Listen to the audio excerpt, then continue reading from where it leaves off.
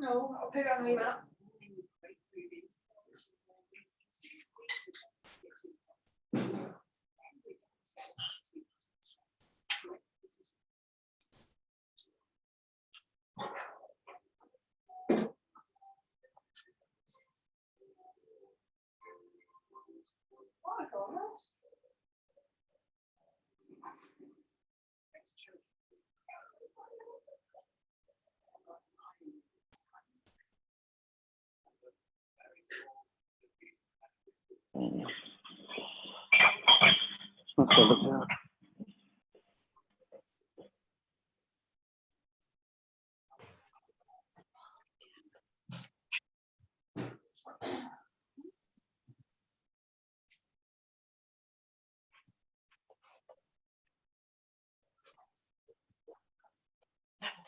Go ahead. Okay.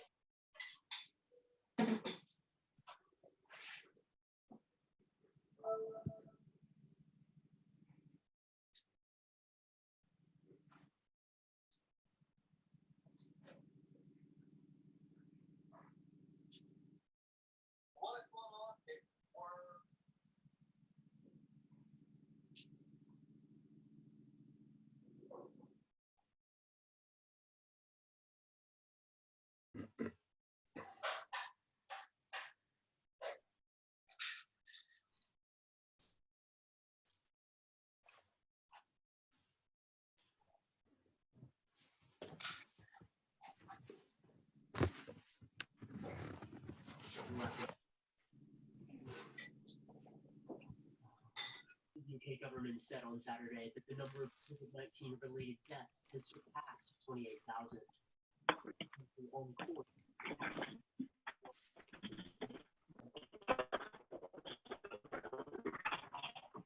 That we have passed the peak of the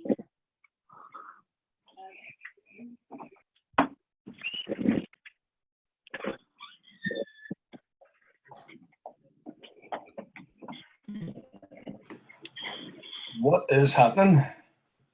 Parliament next week as the country prepares for the lockdown on May 11th.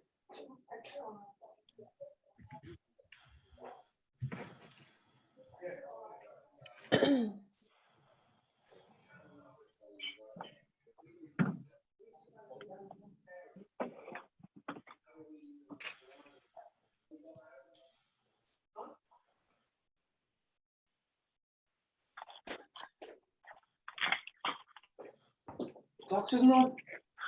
What's on? Turn it off. Closing. That was empty.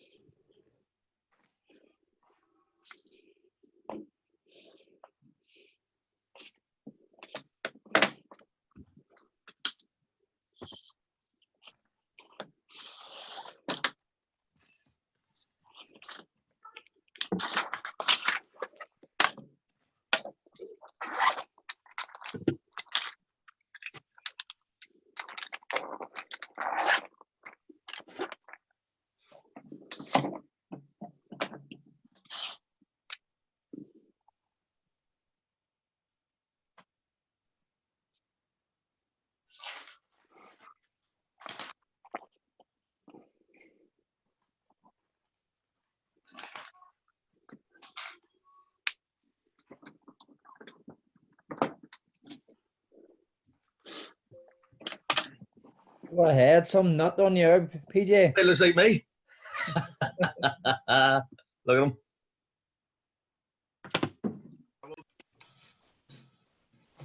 Everyone's very quiet for a delightful Sunday morning. It's a Sunday. That's it. That's the reason why. Bottle of red wine consumed last night. Oh. I don't know what you're talking about, but I polished off a half a dozen guns. With Bobby, actually. What's the crack, PJ? Not much. Not much. Just head is cold. Loving the stone cold, like, anyway. Getting Leave for a while. Suit you, PJ. someone messaged me and says, "Is your head cold?" I said yes, and then I was like, "With the fucking sun out, now I'm going to get sunburnt. Fuck this." Go back. That's a question. Well, we're gonna have to find out, aren't we? Or somebody's making a trip to Turkey to get a hair transplant. I was like, I said to her, I was like, I was in the shower and I was like, that was quick. Trying to get something there, like you like. I was like, that was quick. I feel dirty still. I don't know. Oh, man. Just imagine the amount of money you're going to save on gel and wax. Like I said yesterday, you know, shit like this was worth it. Do you know what I mean? From what happened on Friday, and it's like it just makes you appreciate. There's people out there far worse situations, and if you say you're going to do something, just do it. 100%.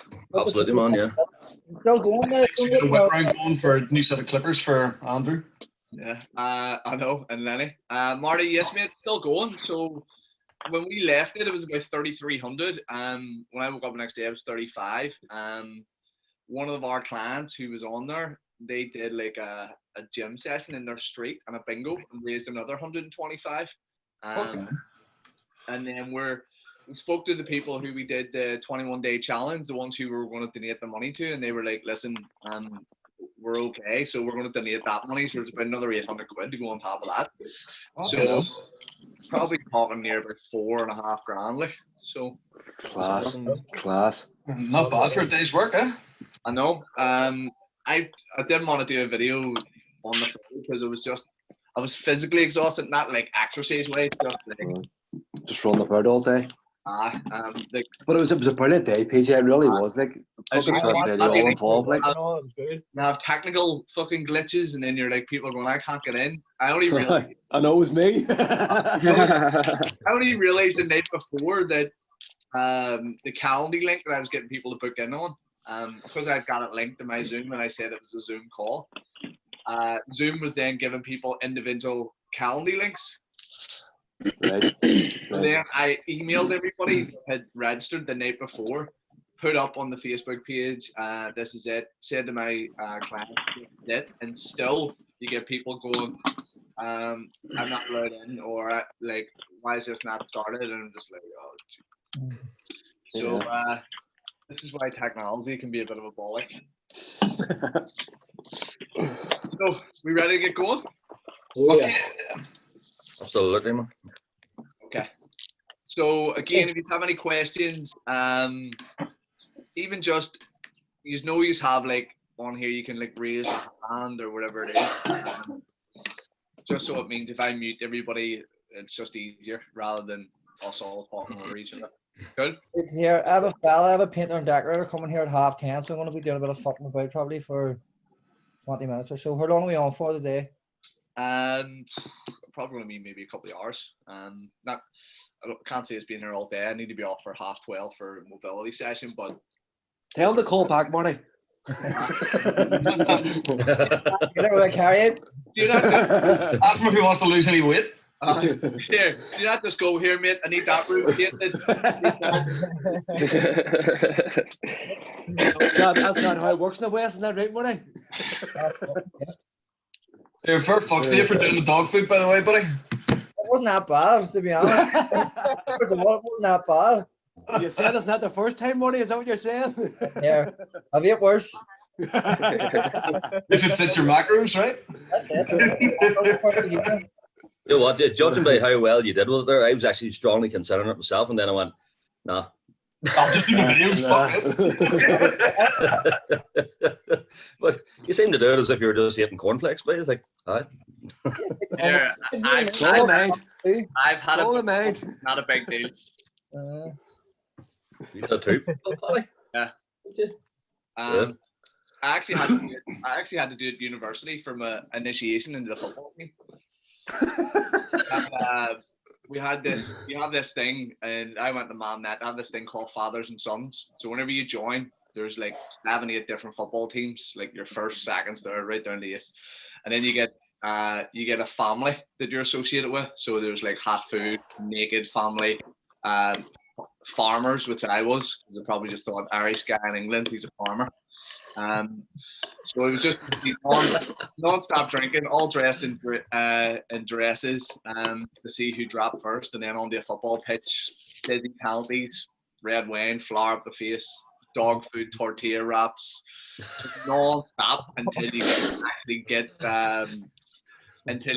hopefully get to the students' union. I lasted about 5.5 hours, and I was gone.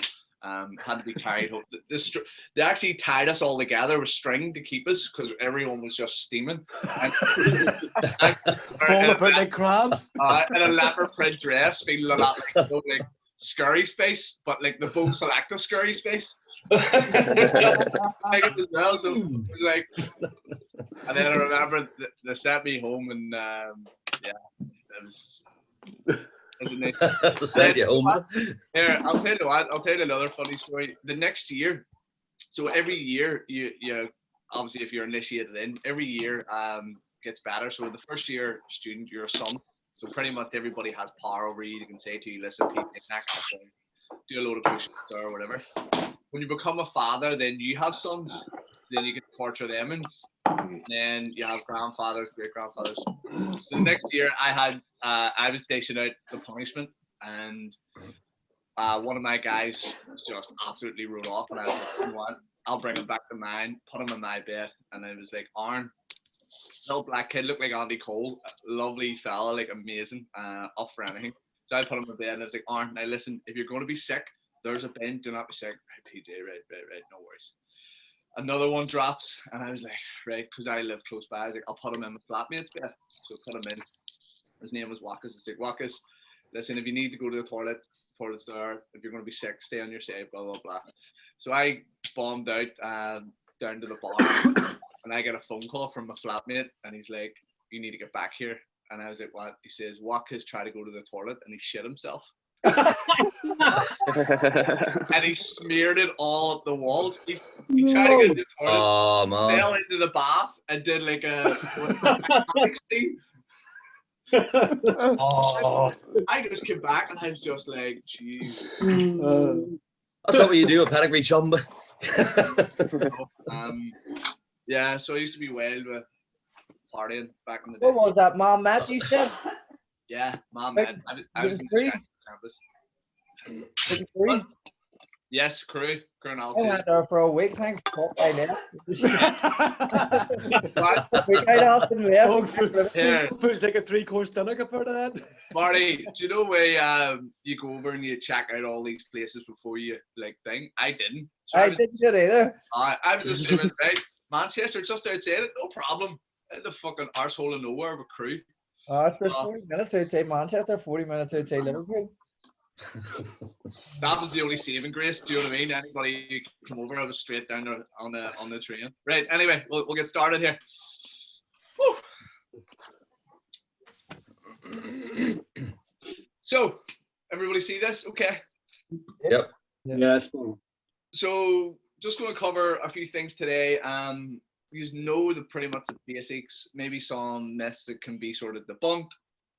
or some of the latest research that is a little bit more up to date than what we have, and a little bit of nutrition coaching and stuff as well. So as you can see here, we've got steaks, we've got pasta, or spaghetti, bread, apples. So out of those, what would you say is probably the most fattening? Cheese. Cheese. Right? So I ask this question to people a lot, and they'll always pick a food.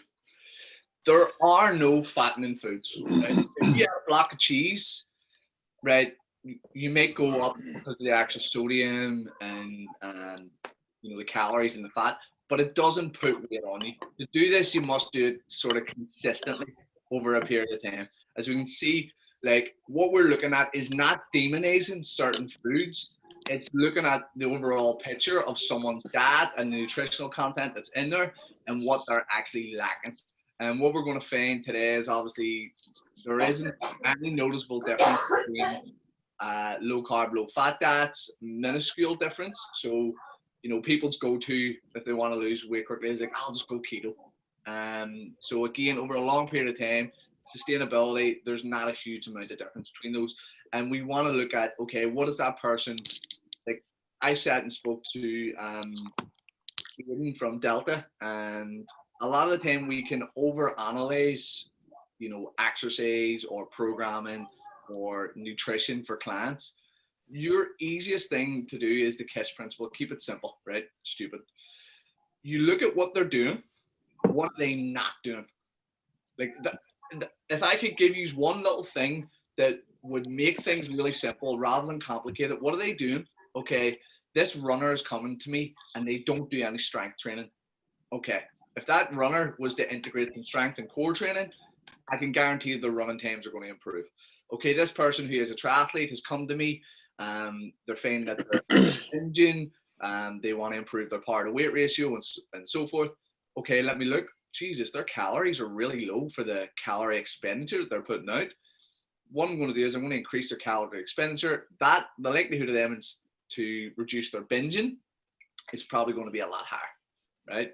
So you're looking at what they're not doing and you're thinking of, okay, what's the next logical step? Because completely transforming people's lives it's a process, and we know that it should be a lifestyle. But the fact that when people have these cognitive bias of that food is bad for me, they're going to make poor choices. Or if they've been told something, and then the worst thing is if they've been told something, they've applied it and it's worked, and we know fundamentally that it's wrong, to try and get them round to the way of going, that's wrong. You're challenging someone's world beliefs, and then it's like, okay, you need to show the person why that doesn't work, or they need to come to a realization. And perfect example, I had a client who was doing a 6-week course with us. I was struggling to lose weight, and their approach was, well, the only way I lose weight is if I go keto. So sometimes you just have to go, instead of going, no, I just went, okay, let's try it your way.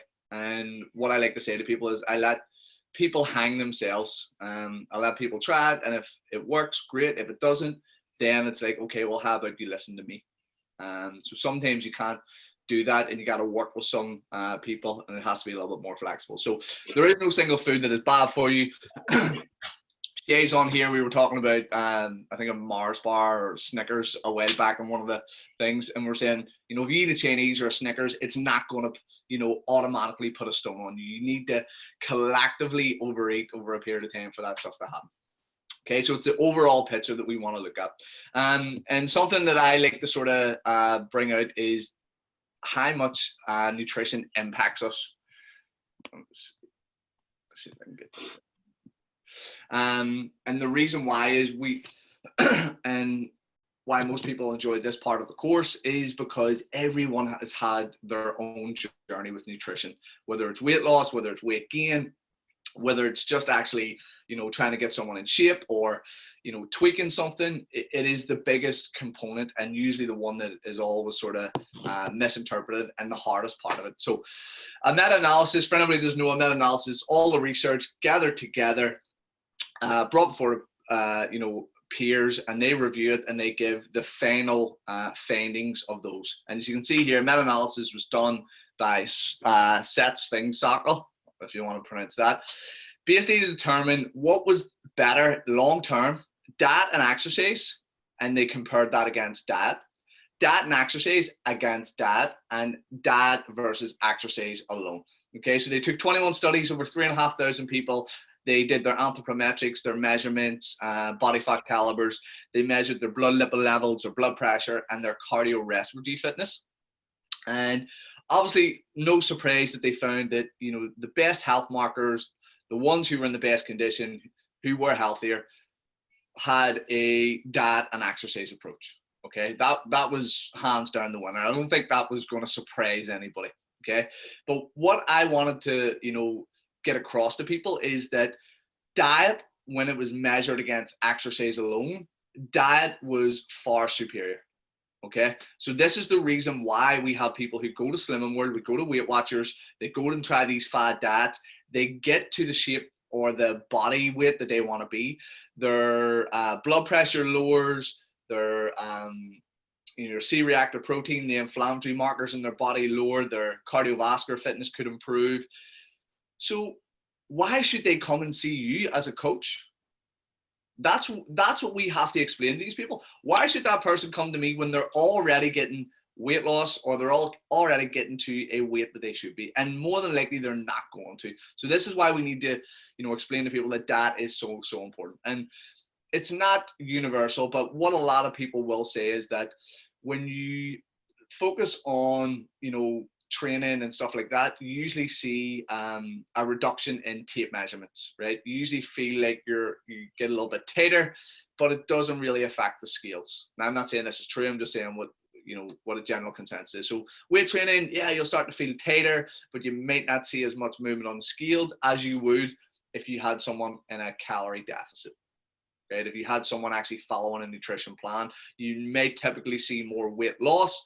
And then obviously as a byproduct, you may see measurements and stuff coming together. And obviously you did not get confused what we spoke about the other day. There is a difference between weight loss and fat loss. Okay, weight loss is a reduction in everything from glycogen, from water, from muscle tissue. That is a whole approach that a lot of people don't take into consideration.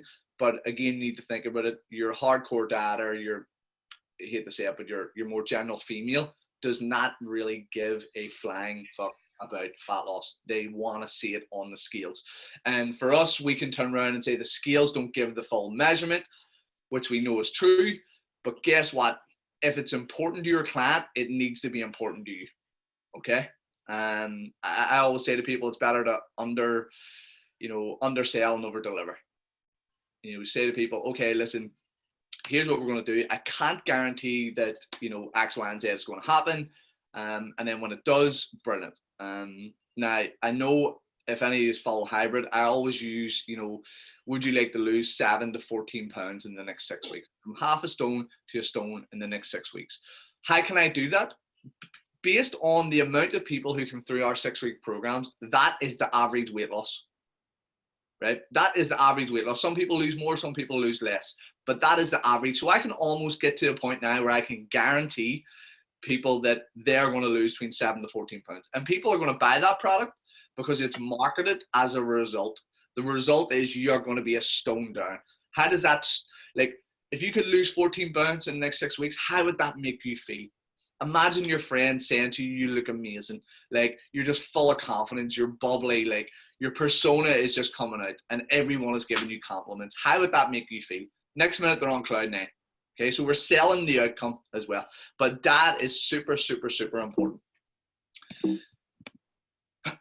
So obviously what we want to look at and what we're going to get across today is we want to look at the basic fundamentals, the diet approach, and then the protocol in there. So this is the reason why we give you a nutrition presentation. A lot of you were probably going, oh, Jesus, you know, that actually sounds pretty good in theory. But the protocol doesn't really matter. It just matters in terms of finding a plan that suits your client. And don't be married into, you know, what I've done, and we will all go through it throughout our coaching careers, where we'll find something, we'll latch onto it because we've seen it work. and we've been like, do you know what? You don't want to say I'm the, low carb guy, but like, you're like, do you know what? See, when I'm stuck, what has worked for me in the past? Low carb. Do you know what I mean? So forget about that. Like I always tell people, people go, what's your diet like? I'm like, well, it's a intermittent fast, carb backload approach with some refeed days, if you were to put it into protocol terms. And they're like, what the fuck is that? I was like, I just call it my normal eating pattern. I don't like to eat in the mornings. I try and leave it as long as possible so that I can have bigger meals. And then if I have too much carbs, I feel tired and sluggish. So I try and keep them for after training. And then, do you know what? Me and the missus on a Saturday night, like last night, get a takeaway.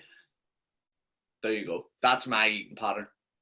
Very easy for me to adhere to. So how can I then adjust that so that I can still adhere to it, but still get results? Can I increase my energy expenditure? Can I maybe swap out some foods? These things all sort of make a big difference. So forgetting about the protocol, look at the fundamentals, get those in place, and then we sort of build from there. And then again, what the problem is people are looking at Atkins and going, okay, I'm going to take this square, peg and try and put it in a round hole. And they realize why they fail. Okay. Again, calories do matter. We've explained this on numerous times, but we're going to talk a little bit more in depth about the flexibility and how dynamic this is, rather than being a very rigid black and white approach, which doesn't help anybody.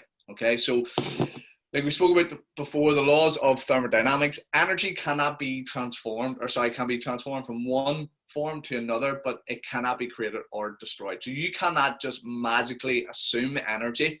We know that ATP is the currency of basically the cell, and that provides movement, but we need something to fuel that. It's like putting in, the hamster into the wheel. We need something to get that turning. As you can see here, this energy before on the screen, if we look at that as food and then energy after, it's what our body, processes this through to then into a usable form of energy for us, okay?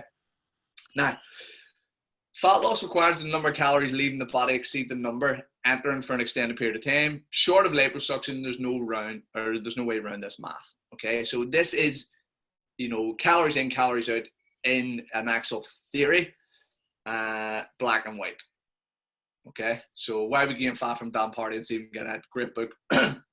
So when we look at it, it's very, very basic. And the reason why we get a lot of conflicting information around this is people are trying to make things black and white, but then we realize there's a lot of gray areas with things. And people are probably trying to make it black and white for people to understand, but then it gets a little bit more confusion, and that's where obviously we come across.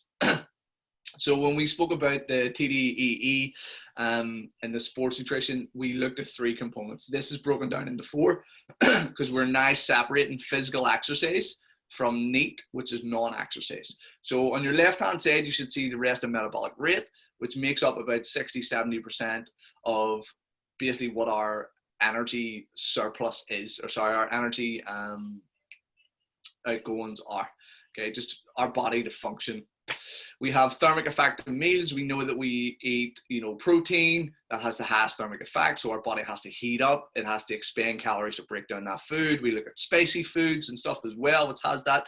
And then we look at NEAT, non-exercise adaptive thermogenesis, or thermogenics, or just got on my head there, and exercise itself. So exercise being one of the smallest components, we look at what we can control as a coach. We cannot control thermic effective meals. We can to a degree of increasing someone's protein intake, but that's about it, and we shouldn't rely on it. What we can improve is non-exercise and exercise, okay? Can we make that person move a little bit more? Can we get them to push themselves that little bit harder? Can we get them in the gym more often, and so forth? And that is the crux of TDEE. Now, when we look to the right-hand side, when we are inputting carbs, proteins, and fats, okay, basically the food that we eat, what we are getting out is that RMR, that physical activity, and that thermic effective food. Okay, so when we're putting those foods in, that's what the energy is being supplied, and that the one on the right usually gives people a better indication of how putting foods in works. So we're all familiar with the concept that a pound of fat is equivalent to 3,500 calories. Yeah. Okay, so If that was the case, then all we would need to do is have a 500 calorie decrease over a 7-day period. Okay, so a reduction in your maintenance calories, 500 below, to invoke a pound of weight loss. Okay, so as you can see here, to maintain weight, 17,500 calories based on a weekly. So that's 2,500 across 7. Reduce that to you're having 2,000 calories per day. And again, in theory, that's what should happen. Now, the problem is when we start to lose this weight, so we went from 200 pounds to 188 pounds, 199 to 188. So in theory, over 12 weeks, we should lose 12 pounds.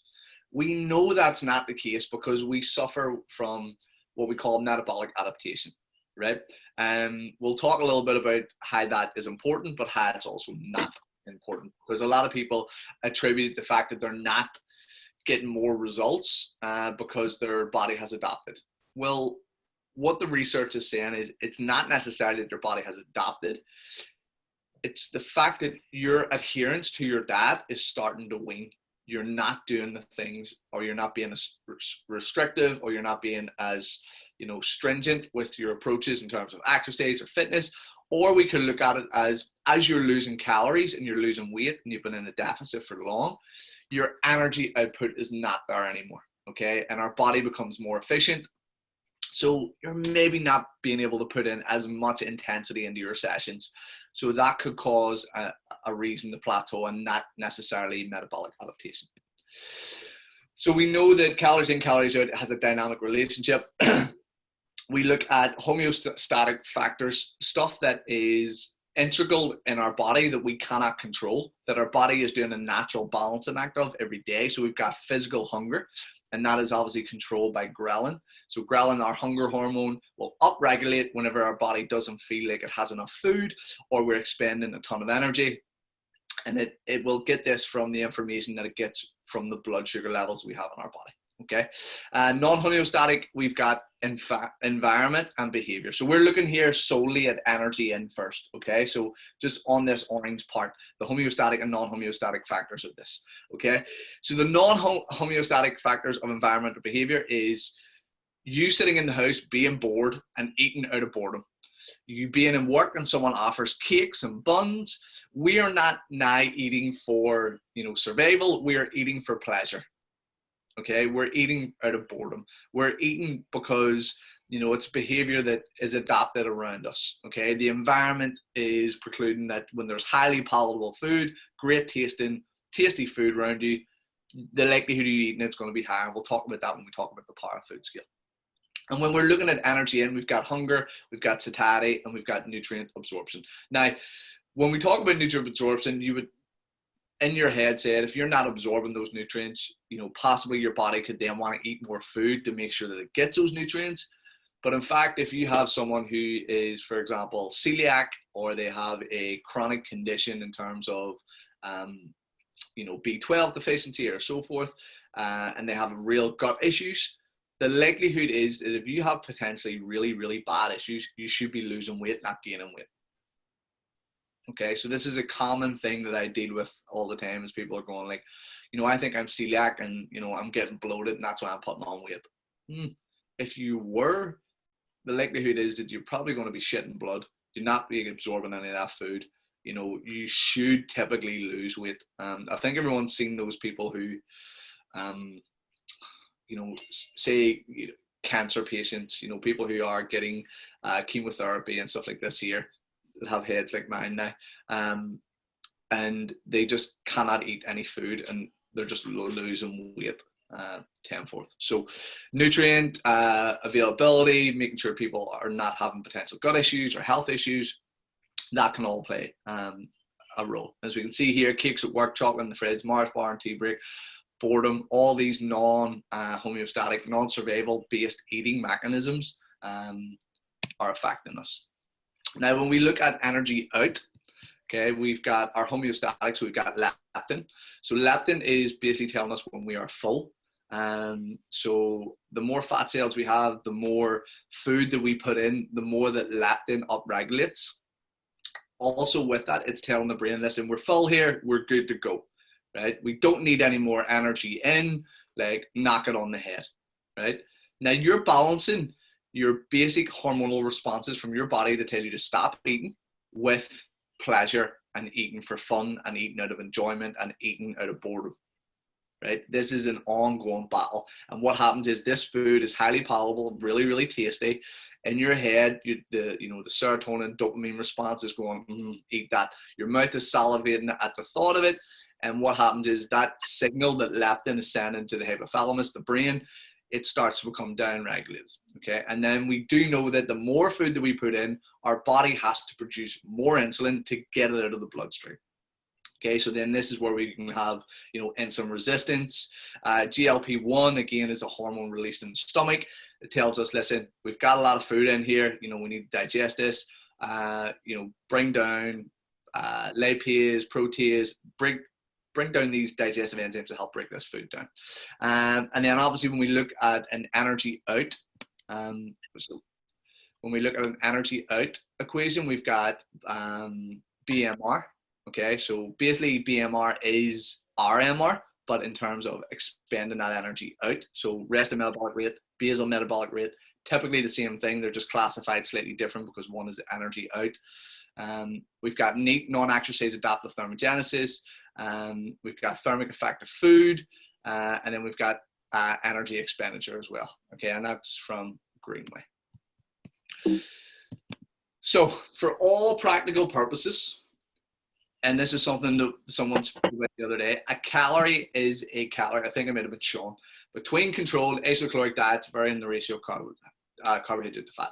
So when I say that, I mean that you will always be hit with 100 calories or 100 grams of broccoli is not the same as 100 grams of ice cream, right? And we know that in terms of health. We know that in terms of, nutrient density and so forth. But to your body, 100 grams of carbohydrates coming from ice cream and 100 grams of carbohydrates coming from broccoli is the same. And I know that sounds really mental. Now, the flip side of that, the ice cream is going to be more caloric. The broccoli is going to be more fibrous and be harder to eat that amount. So you do have offset mechanisms that will sort of thing. But for the theory of 10 grams of protein, whether it comes from yogurt, or 10 grams of protein, whether it comes from meat, or 10 grams of protein, whether it comes from plant-based stuff, invariably is all the same. And it's the same across the board with carbohydrates and fats. So this is something I introduced. So for us, the gold standard is the International Society of Sports Nutrition. Okay, so the ISSN.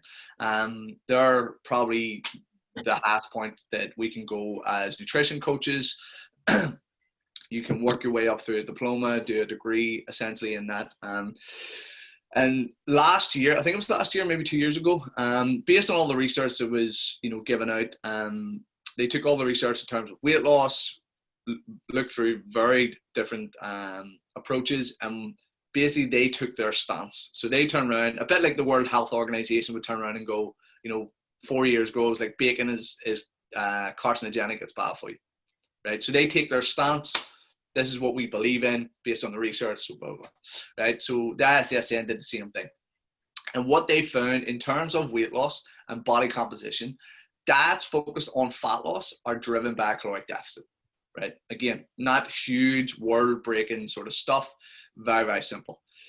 And a wide variety of different approaches, whether it was low fat, low carb, ketogenic, anywhere in between, were all similarly effective for improving body composition. So there's no noticeable differences.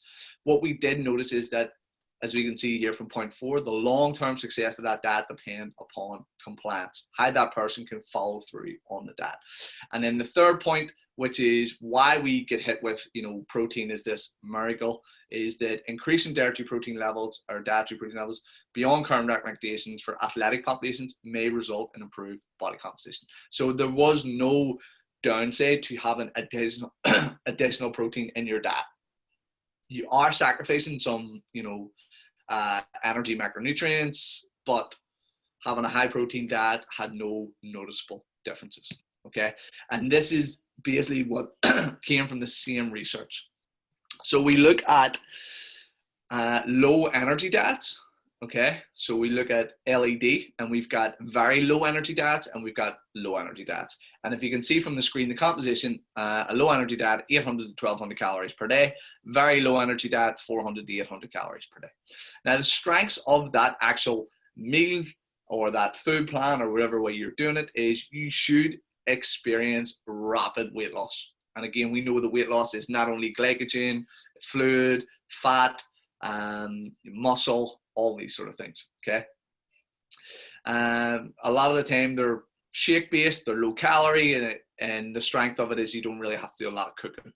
Now, the limitations, a very low energy diet had a higher risk of more severe side effects, and it didn't actually outperform the low energy diet in the long term. Okay, so what happens was there was an adaptation there, and then the diet was probably the same as somebody who was doing an 8 to 1200 calorie who experienced a big deficit and so forth. Now, we have low fat diets, and what they classified a low fat diet was 25 to 30% of your caloric intake for the day came from fat. I would not call that a low fat diet. I would call that your average, what we would expect people to have on a daily basis. But in terms of a high fat diet, it's probably lower. Okay, so in terms of measuring that against a ketogenic diet, which is probably about 50%, it's probably low. And then we have a very low fat diet, so 10 to 20%, which we know can have hormonal implications. We'll talk about that a little bit further down. So low fat diet had the support of most of the major health organizations, obviously based on the literature of saturated fat causing coronary heart disease and all this sort of stuff. Flexible macronutrient range does not indiscriminately vilify foods based on carbohydrate content.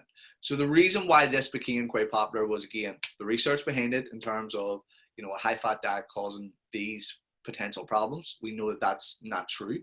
The reason why, again, this was popular was even though that you were having a reduced fat intake, you weren't demonizing foods. You could still have fat. You weren't completely eliminating some of those macronutrients. Okay, and you were still having proteins and carbs with it. So the upper limits of fat allowance may fail to convey the message that dietary fat is inherently antagonistic to body fat reduction. Okay, so there's assuming that, oh, because you've lowered, you know, your fat intake, that should assume that you lose body fat, and we know that's not true. Okay, very low fat diets had a scarce evidence in terms of comparative effects on body composition, and extremes can challenge adherence. So again, the more extreme that approach was in the lower the fat intake, the harder it was for that person to actually adhere to the diet. Now we have low carb diets. And a low carb diet here was classified as either 50 to 150 grams of carbohydrates or 40% of calories from carbs. Okay, if we remember the zone diet, 40% is a huge chunk of your diet, like coming from, you know, carbohydrates. So I wouldn't classify that as low, but based on the literature and research, it would be classified as low. So what are the strengths? It defaults to a higher protein intake. Okay, so we know that a higher protein intake is good for thermic effective feeding, helping our clients, you know, build and maintain lean muscle tissue, increasing satiety, right, and offsetting muscle loss as well. So what happens is when you lower a macronutrient, at least one of the other macronutrients is going to have an increase, right? We see that with a ketogenic diet. You take carbs out, proteins and fats increase, yeah? Okay, so without this magic happening, you're eating less of one thing, but you're eating more of another thing, and those things we know are good for us. Okay, large amount of flexibility in the macronutrient proportion, and by extension, flexibility in food choices does not indiscriminately prohibit foods based on fat content. So this is the opposite of the fat. Because we have a low carbohydrate diet, you're not discriminating high fat diets. Okay, you're not discriminating people who eat fat. So there's no offset there. You're not going, you know, fats are bad or carbs are bad. Okay, so you're still getting a decent amount. What are the limitations in this? Upper limits of carb allowance may fail to convey the message that carb is inherently antagonistic to body fat reduction. So you reducing your carbs and you losing weight, okay, you may assume that, oh my God, a low carb diet helped me lose weight, and you know, that's it. That's the reason why we got to do that. But we know that that's not true. Okay, we've got a ketogenic diet, and again, for the research, maximum of 50 grams of carbohydrates per day, or 10% of your calorie allowance coming from carbohydrates. Yeah. What does this do? Like we mentioned there, if you take out a macronutrient, you're increasing other ones. So we obviously see an increase in protein. We know that protein and fat are more of our satiety macronutrients. They help us feel fuller. That's why people are losing weight without tracking. They are feeling full. They don't want to eat a second steak. They don't want to eat 3 chicken breasts. So they're just like, oh, I'm tired of eating this, right? And they're full. Suppresses their appetite. That will naturally control their hunger. And then obviously people thinking this is a miracle. You're just not eating as much as you were eating, because the food, as much as a steak and butter is great, it becomes sickening and tired. As much as chicken is great, like with some hot sauce, it becomes tiring. You miss those high carbohydrate based serotonin dopamine responses. Okay, so you're like, I'm not really getting as much pleasure from this food, so therefore, you know, I'm not going to eat as much. Okay, what the ketogenic does, and one of its strengths, is it simplifies what we do. Okay, and this is the reason why it's very, very popular with, you know, general pop. It simplifies, here are the rules. Limit this, eat these foods. Simple. It breaks it down, and this is what we need to be thinking about as coaches, is how can we make the nutritional process easier for our clients? How can we turn around and go, you know, sometimes it's not as black and white as do this, don't do this. But if you look at it, and we look at coaching people, if you have someone who has little or no experience in the gym or with nutrition, that's probably going to be your best approach. And again, there is no black and white, but this person is looking at you as a health professional to guide them in the right direction. Okay, so you need to think, okay, well, what can I do to make this easy? You know, you're eating 5 takeaways a week. Let's reduce that to 2. That's a very, very simple thing you can do without even increasing exercise. That is going to, you know, is going to make a noticeable difference.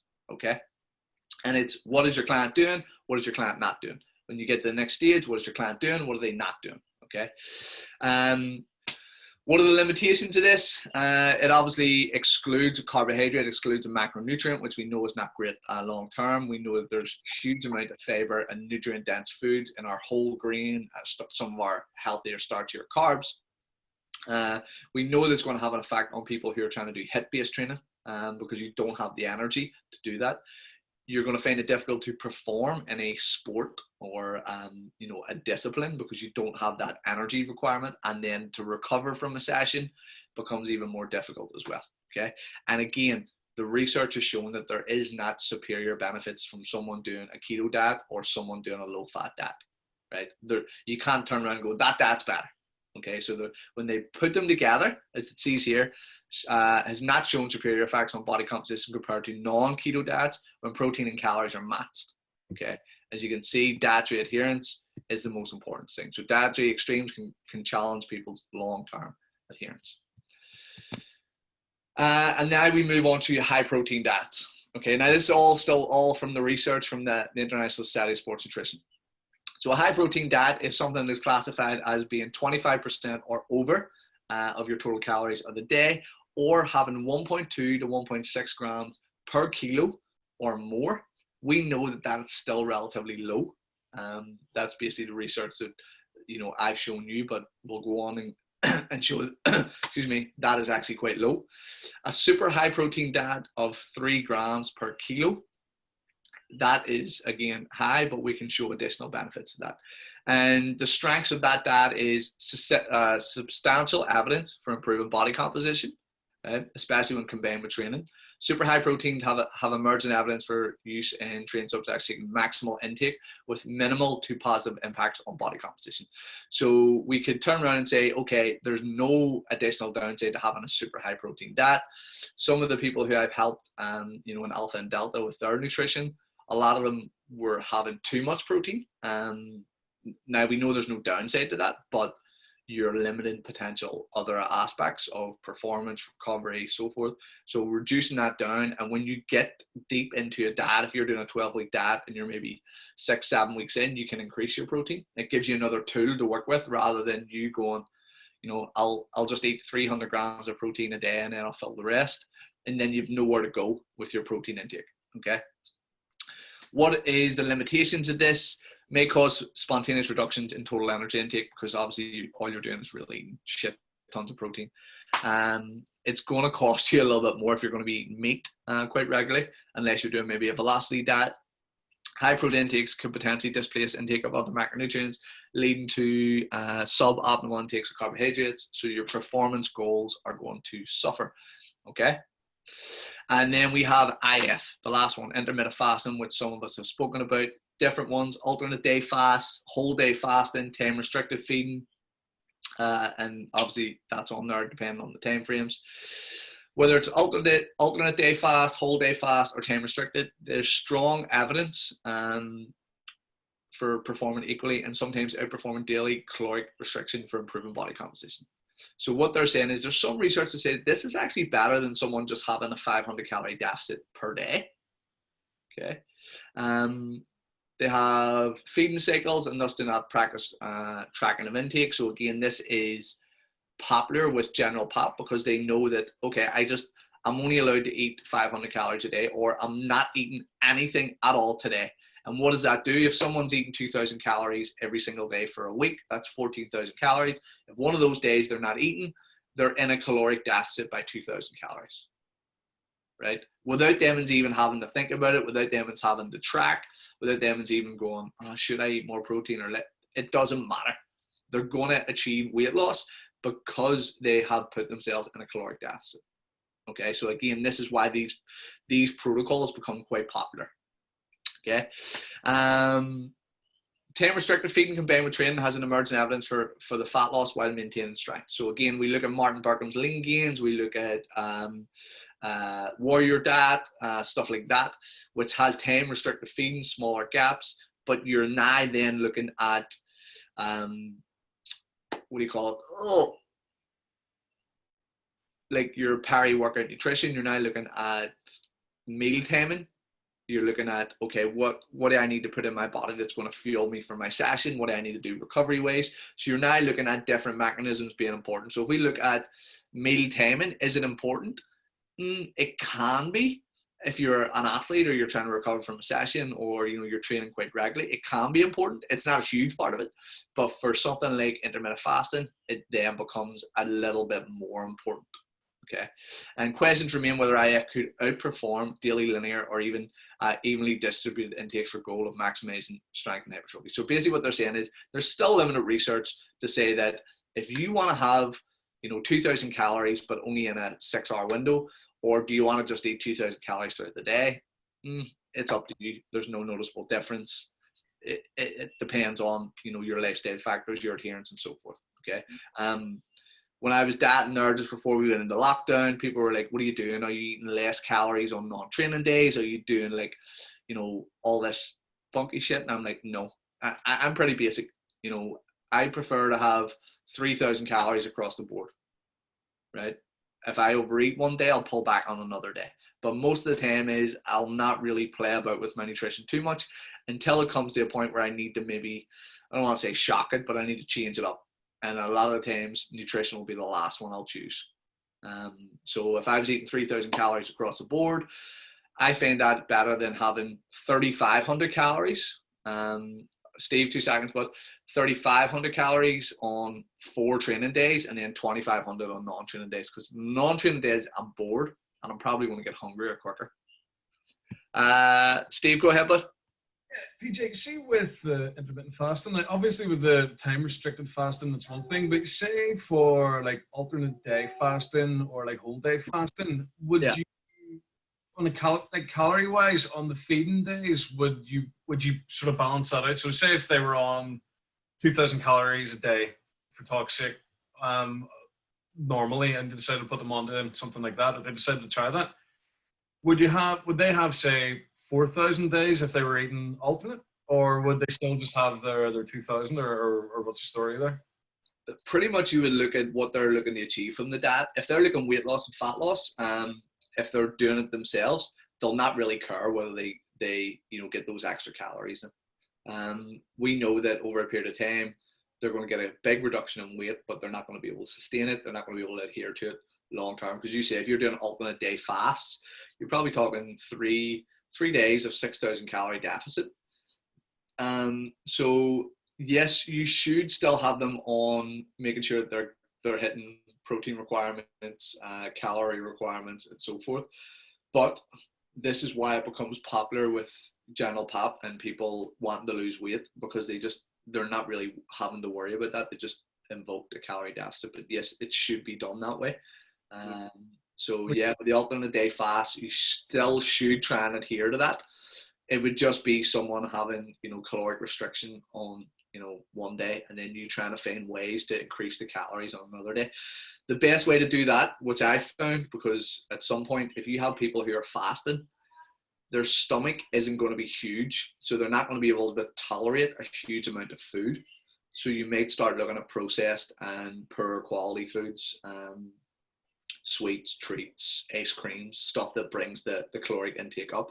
And that might suit someone who likes eating, processed food or likes highly palatable food. But yeah, I mean, it should be adhered to, but it depends on what your outcome of it is. If you're trying to think of, I'm trying to build muscle as well as staying as healthy as possible, I wouldn't look at that approach. And the reason being is it's going to be too hard to get that amount of calories in on your non-fast days. So I would look at a different approach. And this is where, again, something like that would be someone trying to find a square hole in a round peg. Yeah. There's a reason why, people who are trying to build muscle tissue eat frequent meals.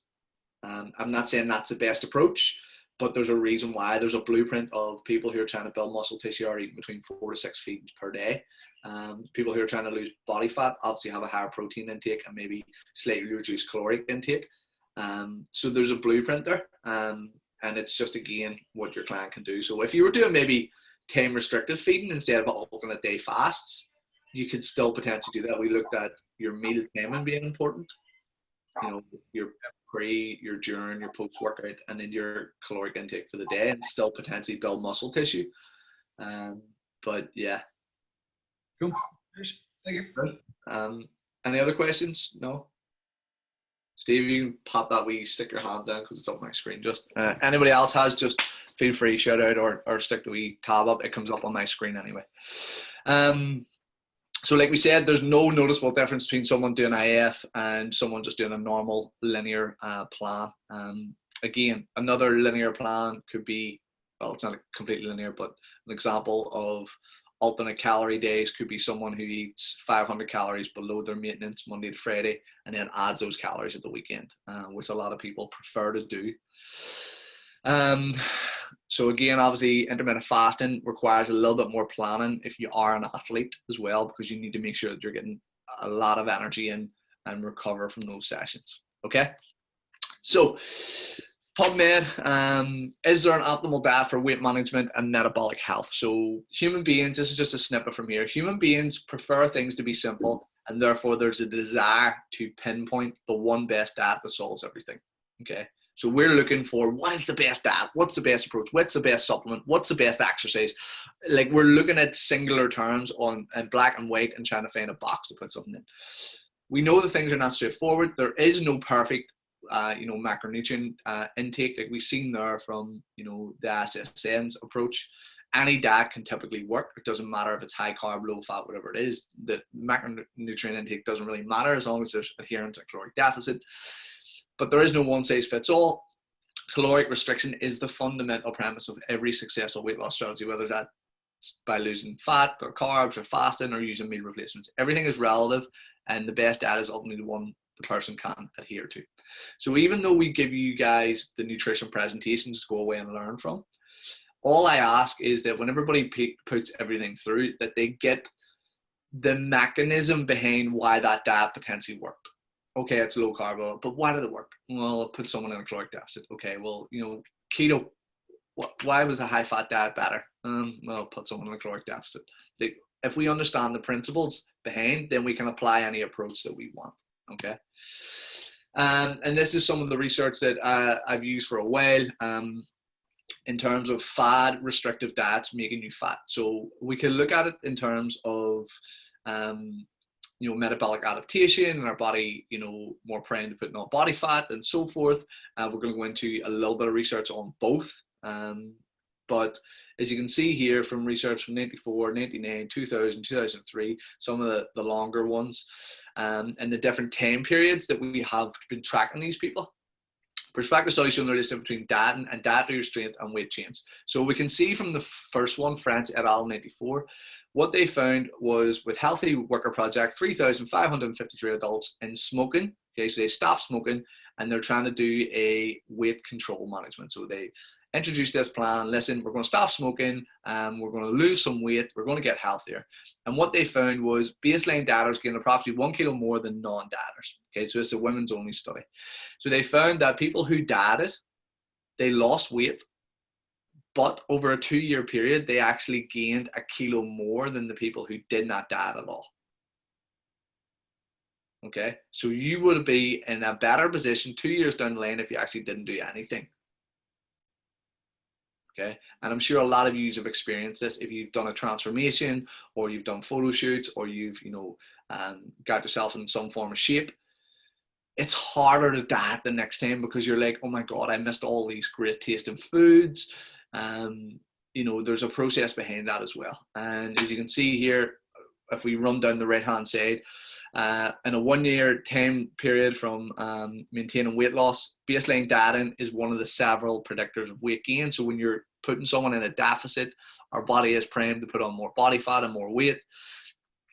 Finney's twin, so 7,000 members of twins. Time period over a 6 and a 15-year period, so they measured after 6 and 15. Baseline dieters had 2 times the risk of major weight gain, more than 10 kilos of weight gain than non-dieters. Okay, so people who dieted were actually them over the 6 to 15-year period were putting on average more than 10 kilos than those who didn't. Baseline dieters on the next one, in terms of atherosclerosis, in terms of we know that buildup of plaque in the arteries, baseline dieters gained approximately 0.5 kilo a year more than non-dieters. Okay, baseline dietary restraint associated with weight gain in women only in Quebec, in Canada, and then obviously young adults, baseline dietary restraint gain more weight than non-restrained. So you can see the pattern of people actually putting on weight after they have gone through a caloric deficit or a fad or a restrictive based diet. So we know that we need an approach that is going to get that person into more of a lifestyle approach. Okay. And this is some of the research that I added. You'll always get a debate going, no, keto is better. No, a high carb diet is better. There's always going to be problems with every bit of research that you see. There's always going to be possible implications. And the reason why I chose this specifically is because they literally put these people in a metabolic ward. They did not allow them to leave. They controlled every single aspect of the food that they put in their body in 3 different groups. Okay, so we had our baseline dieters, we had our carbohydrate, high carb diets, and then we had our restricted carbs, and then we have restricted fat. So literally they measured everything, because the problem is, and what we'll always hear is, that's okay in rats, because rats can be controlled and you can feed them and give them set times, but that's not real life. That's not human beings. And then it's like, okay, well, in the real life scenario, you've got social elements, you've got homeostatic and non-homeostatic. Like you can't predict what one's going to be better, or, you can't control every variable, where this was actually controlled every variable to the best of their degree in terms of what they ate, the macronutrient ratio, exercise, and so forth. So as you can see here, calorie for calorie, dietary fat restriction results in more body fat loss than carbohydrate in people with obesity. Okay, so obviously bringing down fat, they were saying that, actually having a higher carb diet was actually better for weight loss. Okay, so they're saying, like I said there, they reduce fat, carb intake obviously goes up as a surplus, and as long as they were in a caloric deficit, they help to lose weight. So baseline dieters, 350 grams of carbs, 101 grams of protein, 101 grams of fat. Restricted carbohydrate intake people, carbs 140 grams, 101 protein, 108 fat. Okay, so we know that there is a 30% reduction in calories there as well. And then obviously our restricted fat intake, so we still have 350 grams of carbs, 105 grams of protein, and 17 grams of fat. And energy expenditure and body composition situations after that in a ketogenic diet and overweight and obese men. Introduction to keto coincided with an increase of energy expenditure by 100 calories a day in the first week.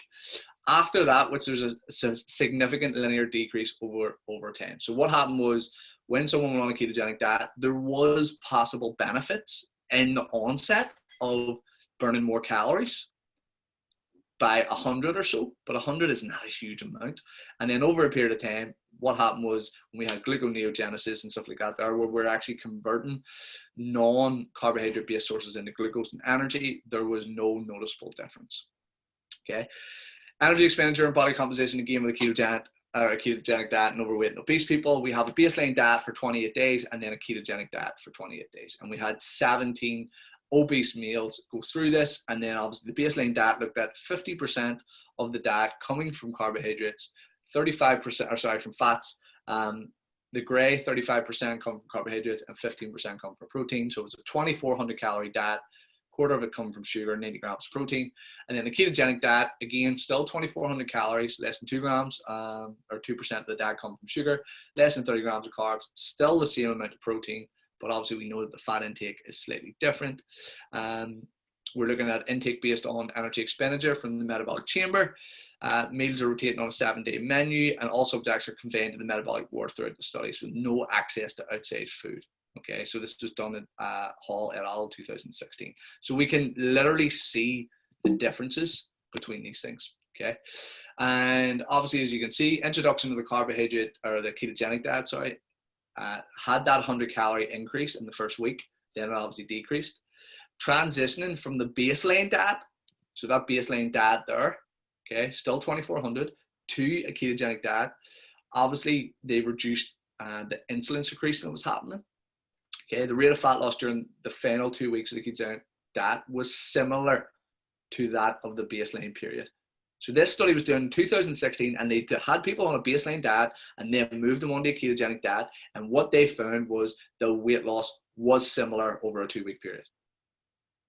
So there's no noticeable benefits or difference. And this was done in a controlled environment where they can pretty much control, their intake. They weren't getting additional food, their energy output, and so forth. And again, people will always come back. That's not the real world. But pretty much, if you can control as much factors, that's what science is. Okay. So the difference in weight loss amongst these diets, and this is 2013 with Wu. The difference in weight loss among these diets is only 1 to 2 kilos or less, which appears to be the title of clinical significance. Thus, overweight and obese people can choose many different weight loss methods based on their personal preferences. Fewer resources should be used or invested into studying whether low carb diet is better than a low fat diet, or whether intermittent fasting provides marginally better outcomes, or the so-called paleo diet. Crowning a diet king because it delivers a clinically meaningless difference in body weight, fuels diet hype, not diet health. It's high time we started helping. Okay, so instead of looking at what is the fucking best diet, there is no best diet. This is why I harp on a lot about psychology and coaching the person that's in front of you. You can only coach who's in front of you. And a lot of the time we get a lot of this information, which is, this diet is best, and you go, okay, but it just didn't work. The same way that we've seen transformation, 20 people join a transformation, they all get the same diet and we all get different results. Why don't we get the same results? Even if you adjusted the calories, you will still get different results. Why? Because people don't all have the same dietary adherence to things. Okay. Significant weight loss was observed with any low carb or low fat diet. Minimal weight loss differences. The ideal diet is the one that's best adhered to by individuals, so they can stay on the diet as long as possible. Okay. Any questions about that before we go into a wee bit more?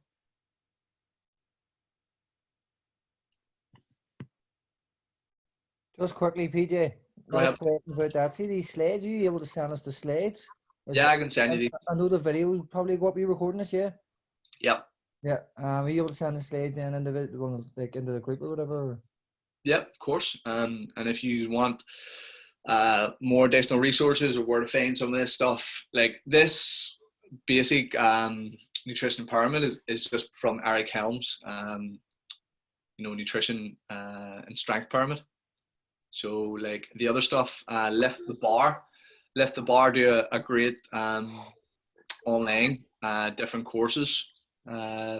£39 a month. You can get the first 6 weeks for £1. They have different things, like pretty much I pay for it and I send it to my coaches. Advanced Coaching Academy. Like I can send all these resources on for you for additional and further learning from coaching and stuff as well.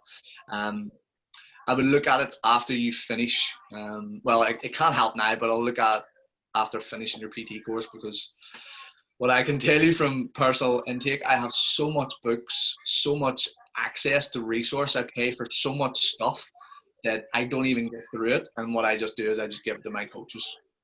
You know, I'm paying for stuff monthly that I just give to my coaches.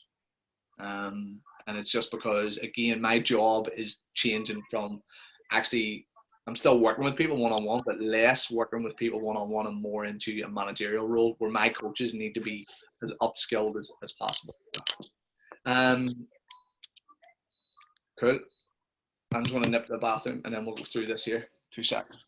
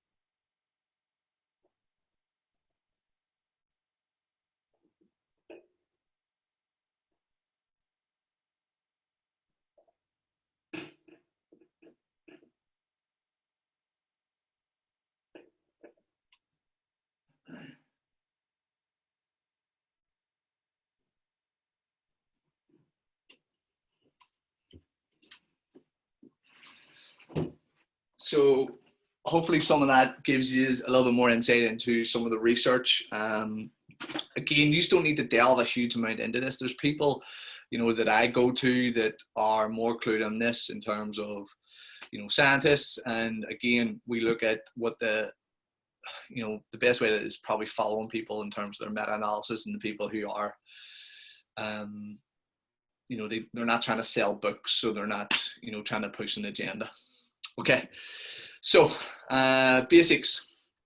Obviously, we know from this pyramid, a lot of people would start with calories, then they would go macronutrients and so forth. And when Eric Helms came up with the nutrition pyramid and the 3DMJ group, they put down, and again, they were noticing the trends in the research in terms of adherence and sustainability being probably more important. And then obviously calories, we know that calories in, calories out, but there is that dynamic relationship that is completely ongoing. We have exercise and how often, or, you know, what type of exercise they're doing to increase the calorie expenditure, or, you know, are they just doing running, marathon running to try and lose weight, or is someone lifting weights to, you know, build their body? Self-monitoring and self-reflection on what they're actually doing and making sure that they're actually adhering to those sort of stuff.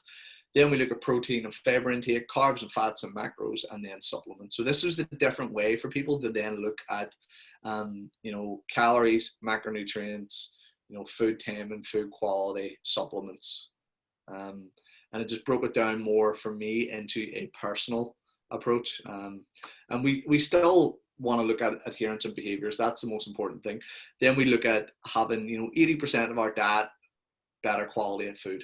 And people always go, oh no, I always hear nutrition is like, you know, 80-20, the results, or it's 70-30. It's 100-100. You're all in or you're not. Do you know what I mean? Like if you're only 70% on your diet, expect 70% of the results. If you're only putting 70% into your training program, expect 70% of the results. You know, so they do play a role both together. I think we showed before, diet and exercise is the best components for in terms of improving health markers and body composition. Macronutrient intake, again, not a huge, you know, benefit in terms of whether you want it to go low carb, high carb, whatever it is. Adherence and obviously how you're feeling is most important. Meal frequency and supplements, you know, when you eat, how many times you eat. Again, not a huge emphasis on there, but if someone wanted to eat 4 times, great. If someone wanted to eat 6, great.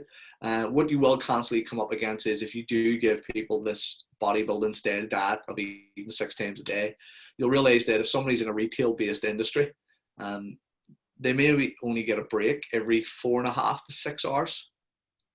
Like it's 4.5 hours for most people, but in retail, it's usually about 6 hours. So they may not have access to eating that amount of food. You know, I've spoken to tons of bodybuilders and loads of my friends who have jobs like that, and they would go to the bathroom and eat out of a Tupperware box quick.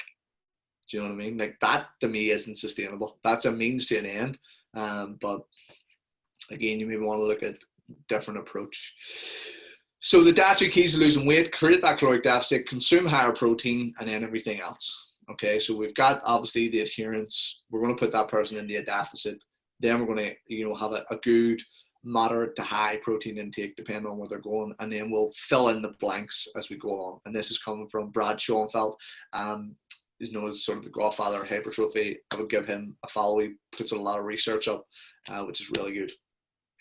The new rules of dieting: obviously reduce calories below maintenance, consume adequate protein. So 2 grams of per kilo of, or sorry, 2 grams of protein per kilo is probably roughly about 0.9 grams per pound. So I like to start people off about 1 gram per pound of body weight. Okay, eat primarily 80% whole nutrient-dense foods, lift weights, and then all you're going to do is structure these elements pretty much any other way you like to promote adherence. So as long as those things in, or as the ISSN would say, the majority of stuff that happens is this, and whatever way people do it is just completely different. Okay. So pyramid gains, train hard. This is something I put in the hypertrophy slides. For me, people do not train hard enough, right? And I genuinely mean that. I mean that in my younger years when I went balls to the wall, I probably could have went a bit more. Like I'm thinking I'm going balls to the wall, but this is why people come to a trainer. They realize what hard training is. They realize that they're not pushing themselves. They do realize that there's somebody there to get that extra rep out or 2 or so forth. And we obviously want to invoke these changes within the body, whether it's building muscle tissue or whether it's losing weight. And we want to do that by maximizing what we can do from every single session that we go into. Proper nutrition, and then obviously the other factors as well. I just wanted to put that in there. I know it's not weight loss or fat loss oriented. It's more muscle building, but supplementation, sleep, lifting technique, manipulation of variables, it'll just slightly differ. So we know that, you know, people like calories in and calories out is important. We know that the reason why people are overeating is non-homeostatic behaviors, eating for pleasure, eating out of boredom, you know, eating for enjoyment. So if we know that the main reason why people are overweight is because they're, you know, overeating, obviously the process is get them to stop overeating and then they'll lose weight. Yeah.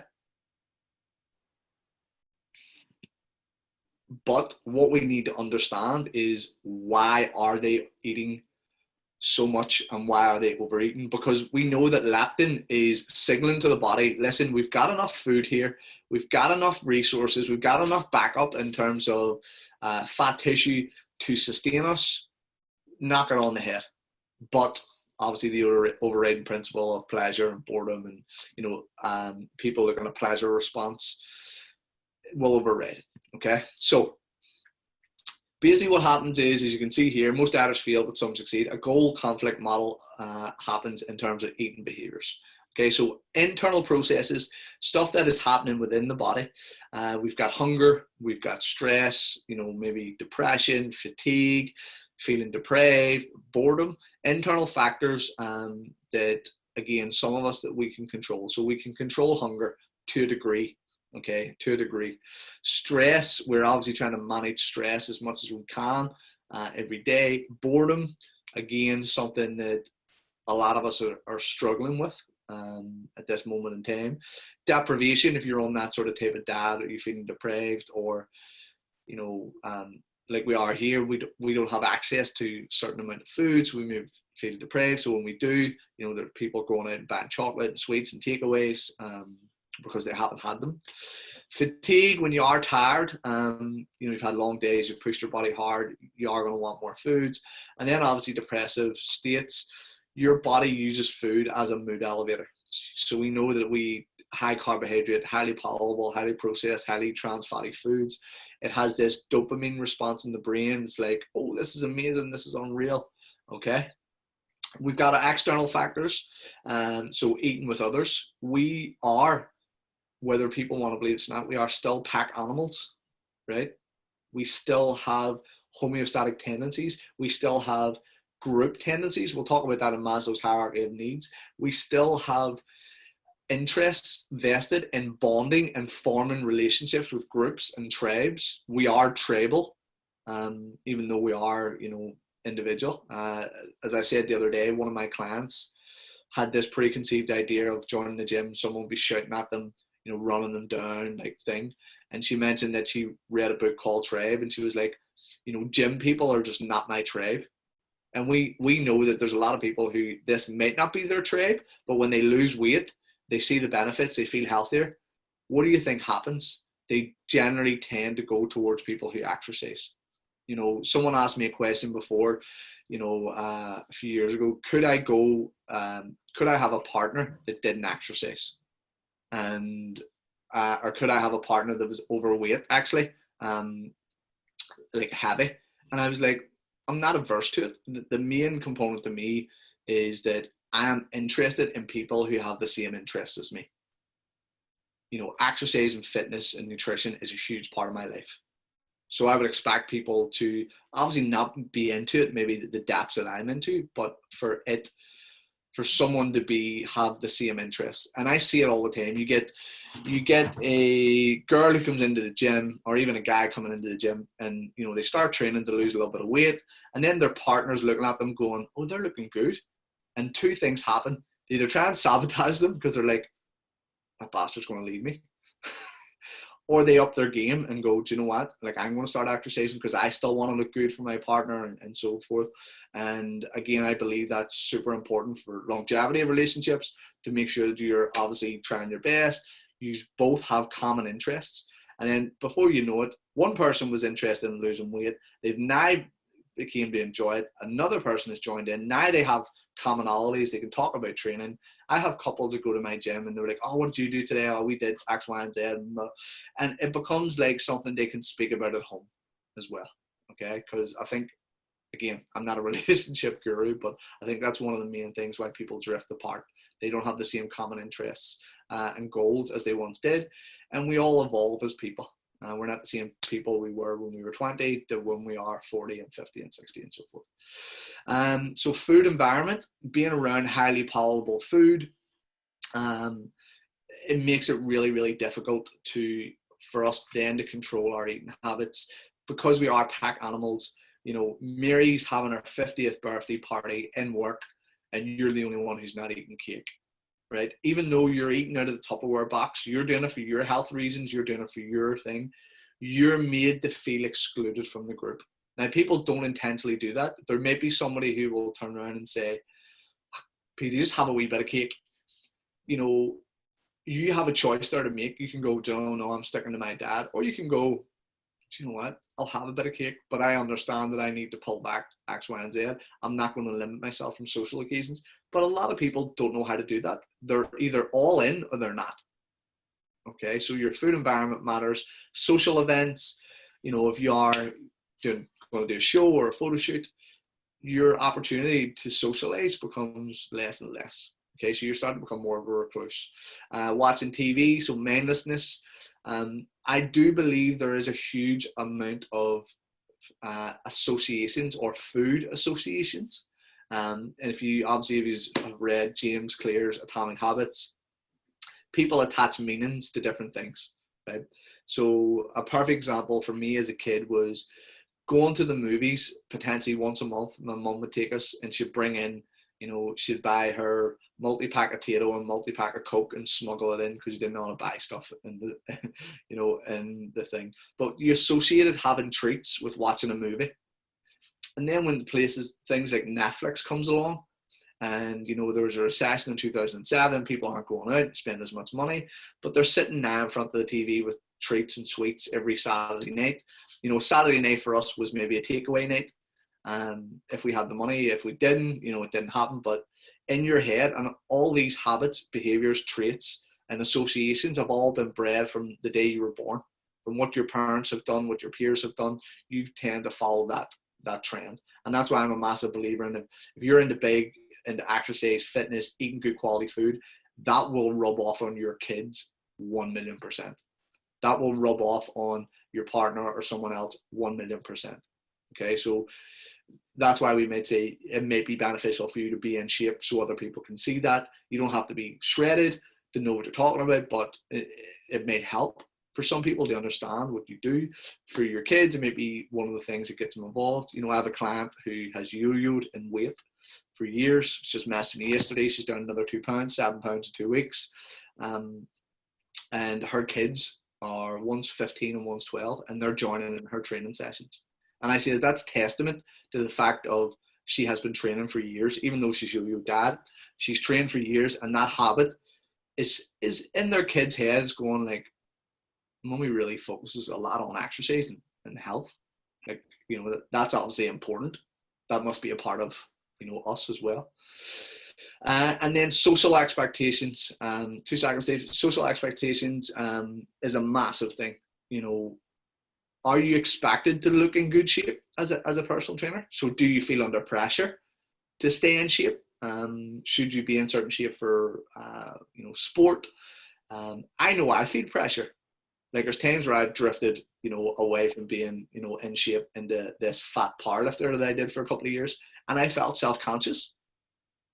Even though I had all the knowledge and the resources to get me back to where I was, it was difficult. I felt under social pressure to be in this type of shape. I felt like a fraud if I wasn't. So you have all these different expectations and stuff as well. Steve, go ahead, bud. I know it's whenever you're saying about the kids, I started doing sort of HIIT stuff in the house just to kind of keep me occupied. And the first thing that both our 11-year-old and 15-year-old done were like, oh, that looks good, that looks fun. Like, can we join in? And I was like trying to obviously kind of amend what you're doing so that you're not gonna bust a fucking teenager but it's just to sort of tie on what you said. Like I think whenever kids see positive behavior and see even if you come in busted and you're like, oh fuck, I feel good, I'm knackered but I feel good, they see a bit of a satisfaction and it just spirals from there. So yeah, it's just to kind of reinforce that a wee bit, I guess. So if you think about it, like a lot of the time I was talking to my partner Orla, and she's done like masters in special educational needs, and speaking to a counsellor that trains with me, and we were talking about like kids acting out bad behavior. Could it be that they haven't been statemented, they maybe have ADHD or ADD, or they may be autistic or whatever it is, or the fact that they have all this energy to expend, they don't know how to express it. And so the great thing I love that you said there, Steve, is that they see it as fun, whereas adults, we don't see it as fun. We see it as a means to an end. We see it as a punishment. So that thought process you want to curb, like for us as adults, we want to curb, but for kids, we want to encourage, because what they see exercises as fun.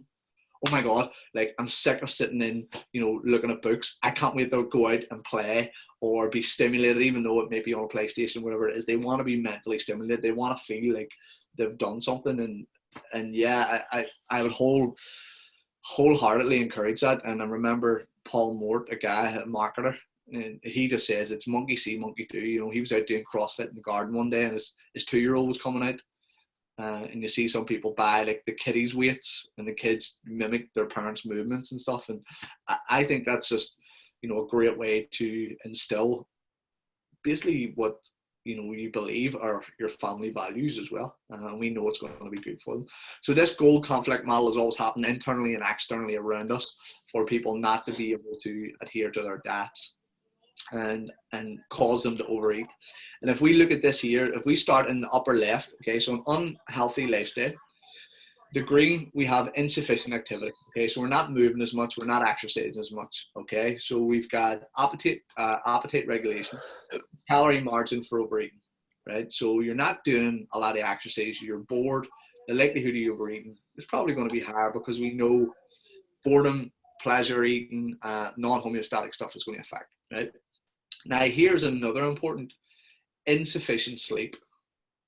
Okay, so if you haven't slept well, right, you're going to chronically going to be wanting more food, right? Your ghrelin levels will be higher if you haven't slept as much. You're more impulsive. You just want to grab things quick.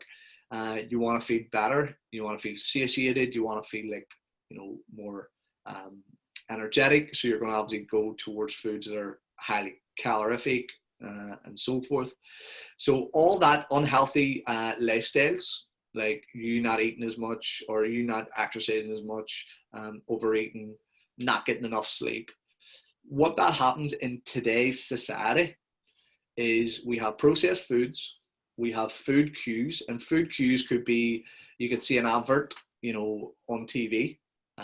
You could just walk into Lidl and smell the bakery. You have these cues that are always just constantly hitting you up the face. You have highly palatable foods that taste good, that you think, oh my God, that's amazing.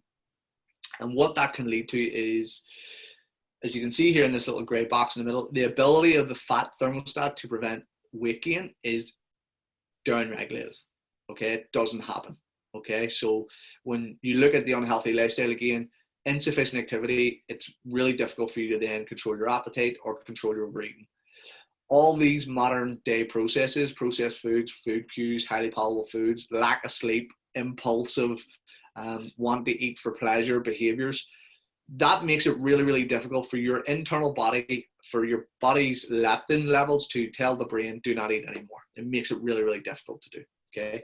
On the other hand, what's going to happen is when you are eating highly processed foods, and this is in the purple, highly processed food, highly palatable foods, stuff that is very, very calorific, gives you a huge sugar spike and a drop, you're getting less satiety. Right? You're not being as filled eating, a croissant as you would if you were eating, even whole grain bread to a degree. Right? And what that can lead to is non-hunger based eating. So eating highly processed foods, highly sugary, gives you a taste and you're like, oh my God, I'd love a wee bit more of that sweet, or I'd love a wee bit more of that cake, or I'd love a little bit more of this. So it can lead to factors of you overeating. And we do know that overeating is then going to cause fat gain. Does that make sense? So in the presence of you being unhealthy, not getting enough sleep, not exercising, not even staying hydrated, with today's modern society and all these different things that are going on around you. So if you look at unhealthy lifestyle back here as the internal processes, you look at the modern food environment, what's going on as the external environment. It's really, really difficult to balance for our clients on a daily basis. So this is why I wrote an article a few years ago called The Death of Paleo, and why I don't believe that meal prepping is the be all and end all. We're, as coaches, we would love everyone to have, more home cooked meals, less processed foods and so forth. But that's not ideal for every client. Some people are on the go constantly, so you might need to get them to have a food meal prep company. You might need to get them to eat processed foods, but obviously limiting, whatever they're getting in carb, fat ways, whatever approach you're going to induce a calorie deficit. So there is stuff that you need to be, aware of. And sorry, let me go down here. And the other influences, as we can see, you have age, which obviously has a process in the body. Stress. I know personally, I'm a big stress eater. I look for comfort in food at times, for relaxation. I can attribute a food association to maybe chill out time and having some treats or sweets, whatever it is. Every now and again, I challenge that by going, you know what, I'll just go cold turkey. when I'm motivated enough. Your current weight and your eating history, so your diet age, your diet history, like how you look at food. Do you have a good relationship with food? Do you not have a good relationship with food? Your genetic makeup, sometimes has a big factor to do with inflammation within the body, you not being able to absorb certain vitamins and minerals and being chronically inflamed. Social factors, we looked at that in terms of the external people around you, your environment, weight control interest. Are you actually invested in wanting to lose weight or maintain your weight? Is it not even at your thought process? Because when we talk about a behavioral change model, we have pre-contemplation.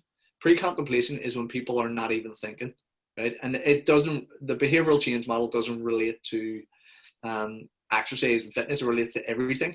When you have someone in a pre-contemplation phase, and if we do relate it to fitness, it is the person who's sitting on the sofa, overweight, and does not care and does not even think about losing weight. That is pre-contemplation. Your job as a coach or as a marketer is to show that person that there's a problem and that they need to do something about it.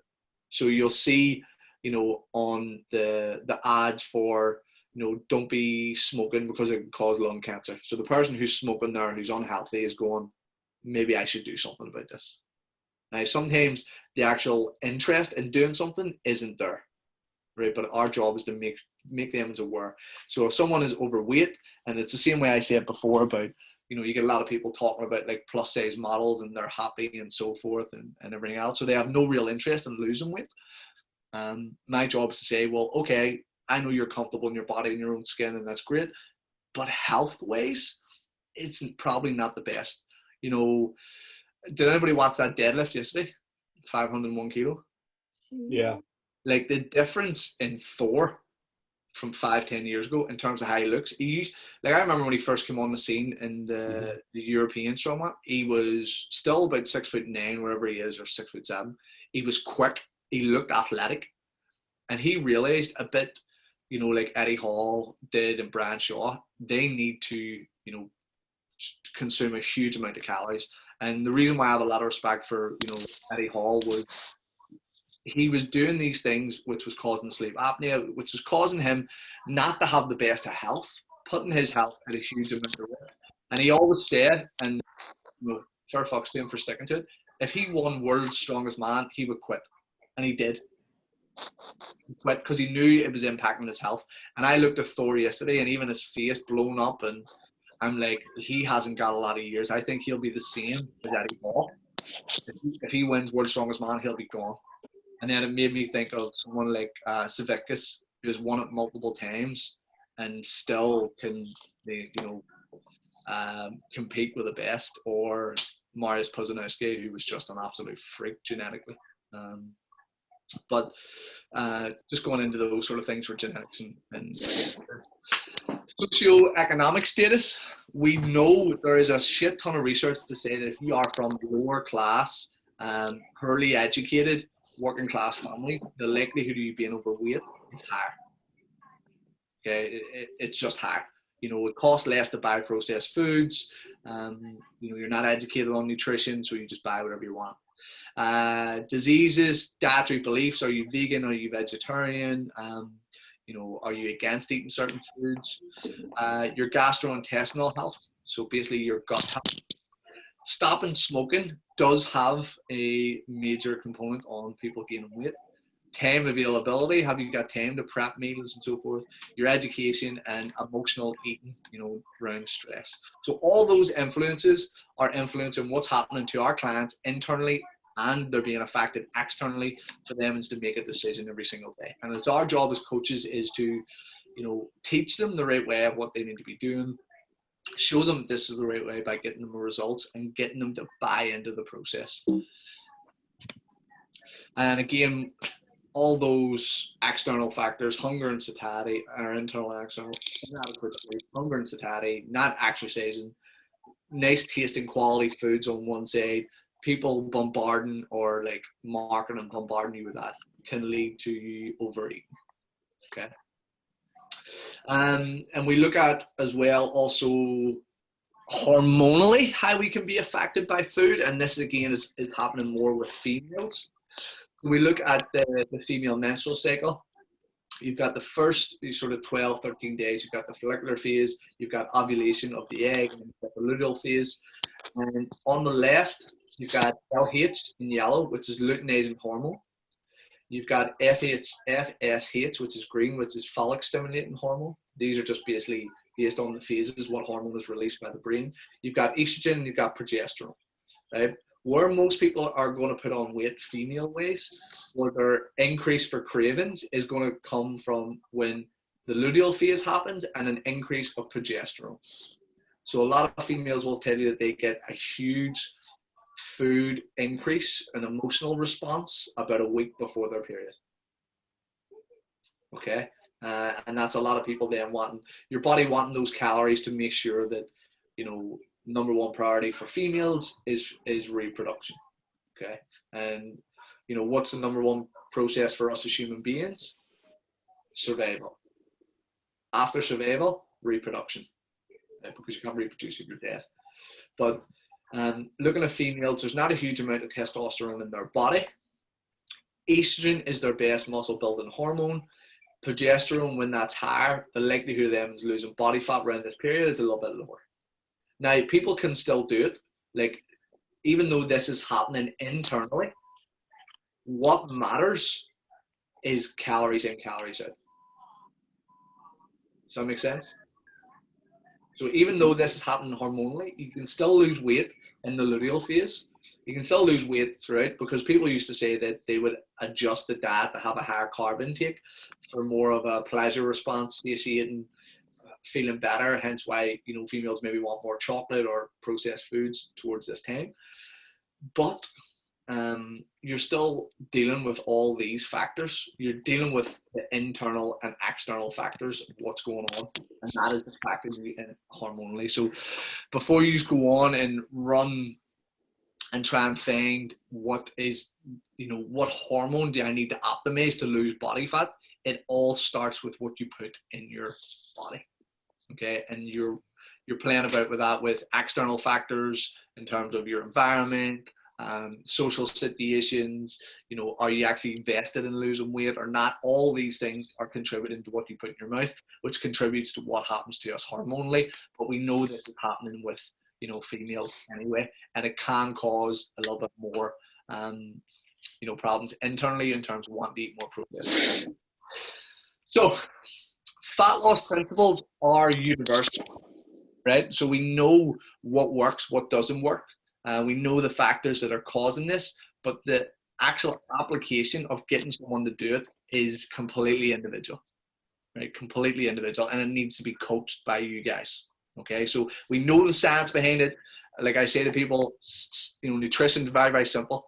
You know, people make things complicated, and that's what your job is. Okay, so if we go through just a couple of things in terms of protein. Again, protein building blocks of the body to assist growth, repair, and tissue and cells. Obviously, you've got your 20 amino acids.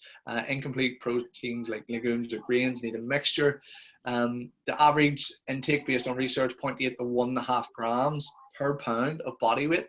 Okay, so again, that would be something like 2 grams per kilo, right up to almost like, you know, 3.2 grams per kilo. Because I know we've been doing it in kilo. I prefer to use pounds, just think it's an easier measurement.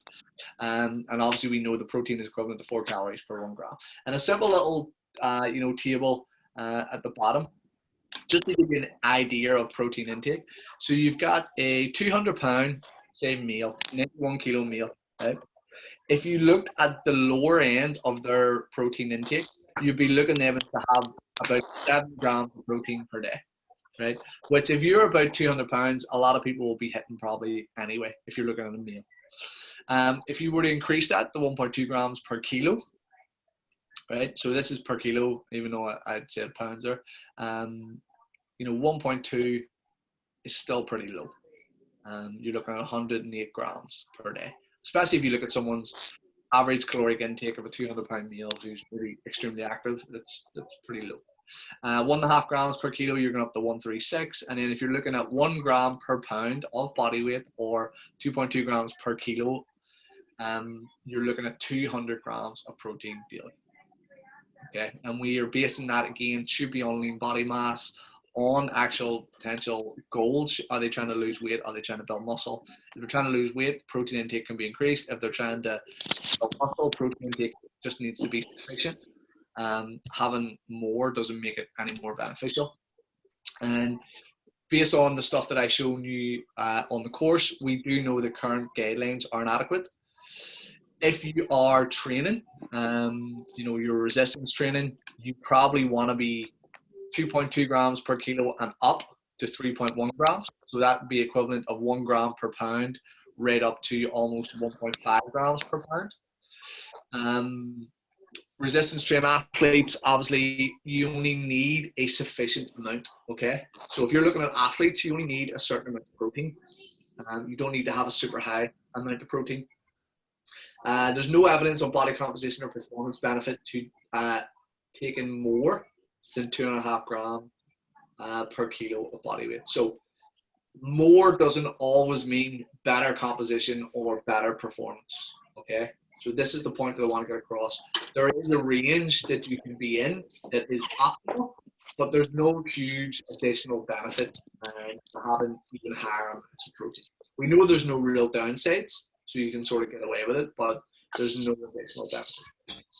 And the best way to get your protein in is protein dosing, to have protein split throughout the day so you have a steady stream of amino acids, a lot like bodybuilders would do.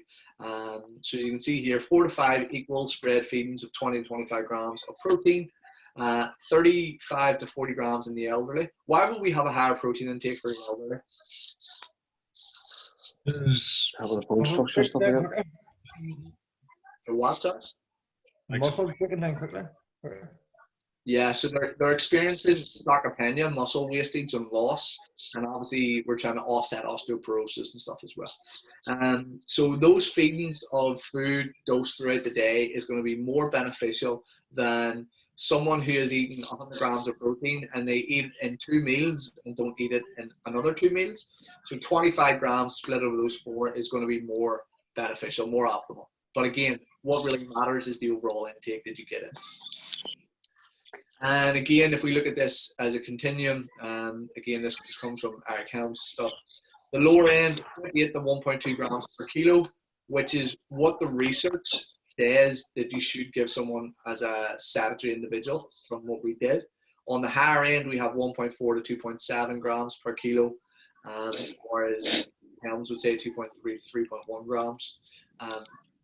You've got hypercaloric or maintenance conditions, so people who are just trying to maintain. Light to moderate, non-progressive, moderate to high body fat. No pressing goal to gain or preserve fat-free mass, clinical restrictions. So basically what they're saying is on the lower scale, people who meet these conditions, you can start with the lower end of protein intake. Right? If you're a big muscle guy, you're going to need to eat more to maintain that muscle. If you're not really worried about building muscle, maintaining muscle, or you don't have any really, then you can start on a lower end. It's not really going to make a big deal. Rigorous progressive training, low body fat, and obviously trying to preserve your fat-free mass. So anything other than fat, and there's no clinical restrictions, you are going to want to have a higher intake of protein. Fat intake, and the official dietary fat recommendations for adults is 20 to 35%. We mentioned that. If you were to do 10% of fat intake, so very, very low fat intake, you will have a deficiency in essential fatty acids, and having a low fat diet over a long period of time is going to down regulate production of testosterone and your androgen hormones, your androgen receptor density, so actually being able to take in that fat becomes less and less, becomes more diminished, and then it's really difficult for you to absorb fat soluble vitamins like A, D, E, and K.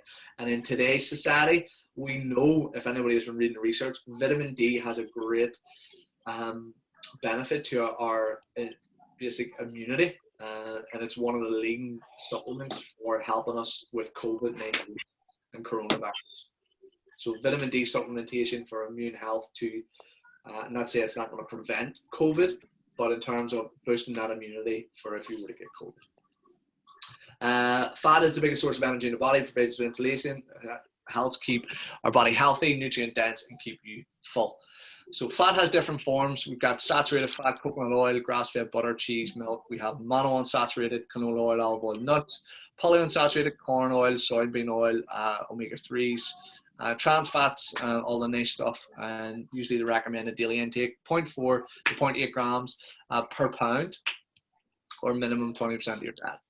Carbohydrates, we spoke about before, there are no essential carbohydrates. You can survive solely on proteins and fats, but we know that these are great for performance benefits. They are great for satiety, for making people feel fuller, for cognitive function. So even though there is no essential, and we spoke about this last week, what Alan Aragon had said, you can just live on proteins and fats. You can survive on them, but survival and performance or optimal are completely two different things. If you're not giving anyone carbohydrates and then you're giving them HIIT training, that's not great. You're not going to see a long-term adherence to that plan in terms of nutrition or exercise. You're not getting an output. And if we look back at your total daily energy expenditure, are you going to want to walk as much if you're busted or tired? Are you going to want to put as much energy, or can you put as much energy into exercise? More than likely, no.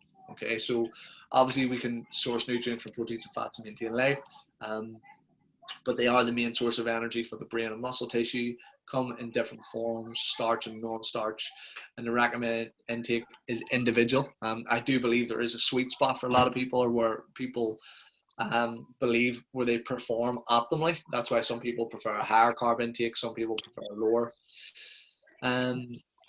Okay, so let's take a wee 5-minute break, and then we're going to go through basic coaching and what you actually need to do to coach people. Okay? Any questions on that, folks? No? Any questions? No. Stick it in the chat box anyway. I'm just going to grab them. 100%.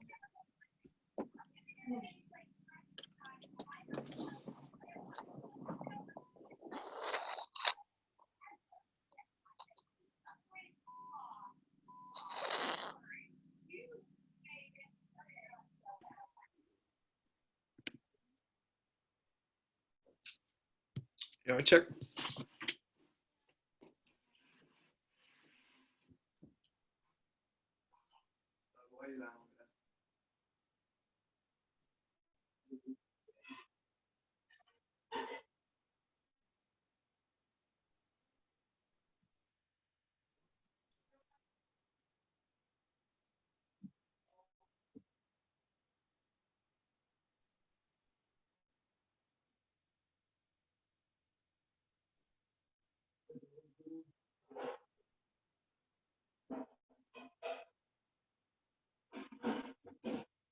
Oh, and I'm sure you this week.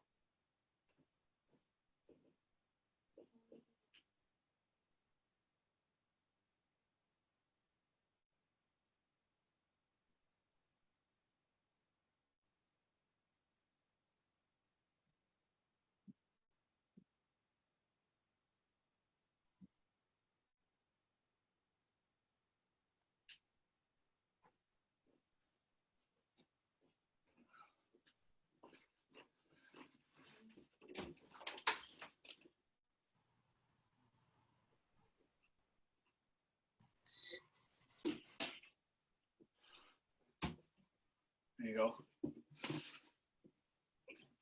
Wardrobe change and everything on the break.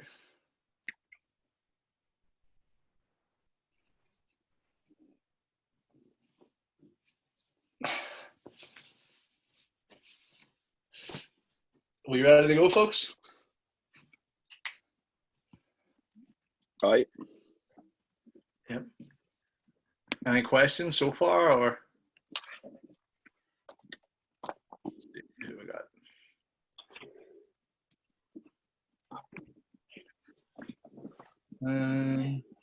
TJ, Yes, bud. what's your All good on, mate. What's happening? Is that on, was it? Yeah.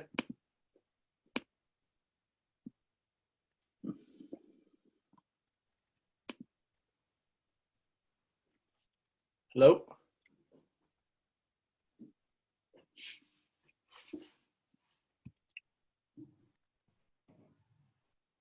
Hello? Here, can you hear me? Yeah, I can hear you now. Brilliant. Here. So, you see the likes of those clients, they always come to you about supplements. I know it's the last thing they should be wearing about, sorry, but they always seem to be the next best thing. But what sort of supplements would you recommend if they ask you if you get their diet on point? Pretty much you want to go with research driven and obviously what their goal is. Like if you were looking again at commonalities, whether it's muscle building or weight loss, you're looking at whey protein, you're looking at creatine, and then you're looking at nutrient deficiencies. It's hard to know what they're nutrient deficient in, but you're talking about really important different vitamins and minerals. So you're looking at vitamin B in terms of energy production, metabolizing the proteins, carbohydrates, fats for energy. You're looking at vitamin D in terms of, helping produce testosterone, immunity, health, stuff like that. So you can look at across the board the non-negotiables are maybe protein, creatine, fish oils. You can use them for weight loss or fat loss. I would just tend to avoid away from not really research-driven stuff like fucking raspberry ketones and fat burners and stuff like that. Caffeine for weight loss, caffeine for performance. The only thing with caffeine is you can become Paddy Joe, not immune to it, but you can adjust to the actual intake, the amount that you're taking. Yes, but sorry mate, sorry to ask you here. Paddy Joe, what do you recommend? What or not even recommend, sorry, what do you think of these fat burners things? What's the story with them, if you don't mind me asking? Pretty much I mentioned it I thought I mentioned it on Tuesday, but for me to have a time and a place, but all they really are is caffeine driven products and the products that are heating your body up. So if you look at capsaicin comes from chili. Obviously we eat, spicy chili, it makes you sweat. Caffeine in terms of performance, making you more energetic so you can burn more calories. Guarana is like a tree bark extract, which again helps heat the body up. So basically what it is when you're dieting, and this is the reason why I believe to have a time and a place, if you're deep into a diet, right, what's happened is you have low levels of body fat. Your body inherently, when it has less body fat, is actually colder, right? The deeper you are in a diet, the less that you actually move. Your body becomes more efficient, so it doesn't fidget as much, it doesn't blink as much, it doesn't want to move as much. So if you can find a way to heat your body up, to sweat a little bit more, to burn a little bit more calories, it can be beneficial. But to be honest, I never really recommend them to anybody except a good cup of coffee. Yeah. So, a lot of them are, poorly made and that's all they really are. It's just caffeine and products that make you sweat. And if you're buying them online, if you can't get them here and you're buying them online from here or the US, the likelihood of them having, ephedrine, like illegal banned products, is a lot higher. We have tighter restrictions here in Ireland and the UK. Than we do to the extent in Europe, and then America is a completely fucking different minefield. Like you go to GMC, you can pretty much buy, test boosters, which are, are still just precursors to, stuff like that, and fat burners. Like the biggest one that we've seen, if anybody remembers the Spotlight show on the guy who was selling supplements, DMT, not DMT, is it? DNP, maybe DMP, sorry, is basically a compound. Is this your man in Lisbon? No, not Phil Graham. This is a guy who's selling supplements. All right. DNP actually stops your production of ATP. Right, so it stops your body from being able to produce the currency for movement. Right now, it extremely overheats your body, right? Because there's something going on, your body just starts heating up, right, to try and expel it. And this girl had died after running a marathon. She was taking DMP because it is probably it's guaranteed weight loss because you're not actually being able to produce any energy. So you're not going to actually want to crave food and stuff. But the reason why this girl was taking this because she was actually a researcher on a product or on it. I think she was a PhD student in London, and she was going around speaking about this and the actual side effects of this product can have. And there's no way to, get it really out of your system until it just flips your body naturally. So this girl went on to die. She had apparently turned up at a hospital. They were like, "What have you taken?" Told the doctors what she had taken, and there was like, "Really, there is nothing we can do for you. Like, we can only try and keep you as cool as possible and try and get the sweat out." And she went on to have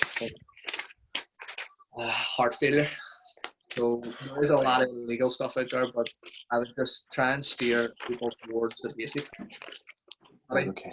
You are just going to experience people wanting to lose. It's just no. I actually got word of a friend of mine who had bought them, and I just said to her, "What the fuck are you doing?" Like, she says, Yeah. "No, but at the minute she's fat. To be truthful, at the minute she's very sedentary, and she's just fucking eating and eating and eating and eating and eating. I just think this is going to be a fucking fast way to cure what." And I had said to her, "No, definitely not. I don't agree with it." I just started laughing. She's like, "Come on, Paddy." Like, I says, "No, I can't turn around and say that I agree with it because I don't." Yeah. But as I say, it's just when you were talking about there looking a bit more info into it, like, at least now I can sort of go back and say that this is what's involved in this. I'm not talking about it as a fucking someone that can, but at least it's a wee bit more know-how from my end. Like Yeah. pretty much what's going to happen is people are going to take these things essentially trying to lose fat. I'm sure everyone's heard of like the fat bender tablets and the carb bender tablets as well that you can buy in pharmacies. So basically you take these tablets and it binds to the fat or the carbohydrates in the body, and then it pulls them out, right? They're very, very limited to no research, so it's pretty much bullshit. But people are buying this shit thinking I don't have to do anything and I'll lose weight. And that's the problem. That person's going to sweat, right, profusely, probably have heart palpitations, and you know, with the increased caffeine intake, their hunger levels are probably going to be a little bit lower. But if they're not moving, they're not going to lose weight. I had a girl who I was speaking to at a bar years upon years ago at one of my niece's child's christening, and she was like, what do you call it? She was like, "Oh, here I've lost like 1.5 stone and I've been taking these slimming pills." I was like, "What the fuck?" Because she used to train with me. She's like, "I've taken these slimming pills." I said, "Where'd you get them?" "On the internet." And I led into her. I was like, "Listen, they're not healthy. Blah blah blah. Long-term effects from them." And I think it was about a month or so later, she ended up in hospital. And I messaged her. I said, "Listen, I hope you're okay and everything else." And it wasn't a smug like I told you so, but she messaged back and she was just like, "Listen, everything that you said was 100% right." Mm-hmm. But people, this is the thing, people don't value health. You know, this is the problem. You can take some of those pills, you can take, ecstasy, cocaine, you can take all these, and you don't really notice an immediate decline in your health. So then it doesn't become a priority. A lot of times people, we address things that are a priority there and then, where people's health is deteriorating over years and they don't see it as a priority because it's like, "Oh, well, I'm still relatively fit. I'm still in relatively good shape." And before they know it, they're out of shape, bad condition, and they don't know what to do with it. Yeah. But Appreciate that, PJ. PJ, sorry. What about SARMs? I've seen them advertised quite a bit recently. What's your take on them? What is it? SARMs. Storms? Yeah, SARMs. I've seen them advertised quite a bit now. What's it stand for? Oh, look it up. It's like a different. It's like a more healthier alternative to gear. But I've seen stuff advertised on it on Facebook. Is it just a test booster? No, It's like a pill form of steroids. Selective androgen receptor modulators. Androgen receptor modulators? Yeah. Yeah, so it's just basically like a test booster. I'd have to see what sort of is in it to be able to say whether it's, a precursor to, steroid-based hormones, or whether it's just like full of shit, like tribulus est and fucking horny goatweed and maca powder, stuff that is known to enhance your libido. Enhancing your libido has no noticeable, effects on muscle building, but it is a side effect of people who do take testosterone and stuff like that. Right, we'll get back to this. Thanks, PJ. Sorry about that, mate. I sidetracked you there. No worries. Sorry, bro. I've actually got them here, them SARMs or SARS, whatever they're called. They're full of shit. Take a photo of the ingredients, send them in. We'll have a look at them. Yeah. Like, to be honest, like something that did help improve, I'm going to say libido to a degree for me was maca powder. Maca powder you can get. And the reason why I was taking it because, hey, says I need to take some. That's why I lost. I was taking too much. She's confused you taking it too much. Is that what it is? At the start, then I'm not her. That's not a fucking problem no more. Oh dear.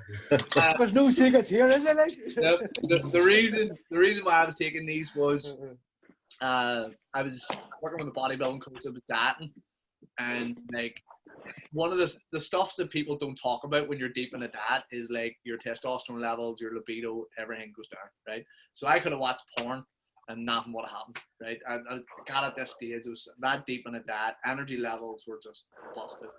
Like, so I was like, I need something as a pick me up. So I had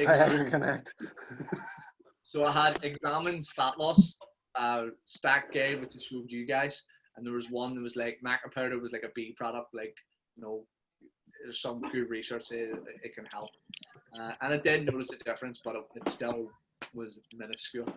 I think this was after a breakup with a person, so it was, I completely eliminated women out of my life, so I think it was easier to do. It was like a monk. It was a born again virgin again. Anyway, right, back to this. So, here's what we're going to do. I'm just going to raise your hand. So we're going to look now into actually coaching people. So we know the science behind it. Now we just need to know how to get people to do it. And this is a slide I always use in terms of what people think nutrition coaching is, right? People have this preconceived idea that a nutrition coach gets people shredded, right? As you can see here on the left and the right, gets them shredded. Like that's your job. When in reality, what it is helping people lose weight, look a little bit better about themselves. Like if you can see from the top here in terms of the reality, you know, it's maybe helping someone lose a stone or two.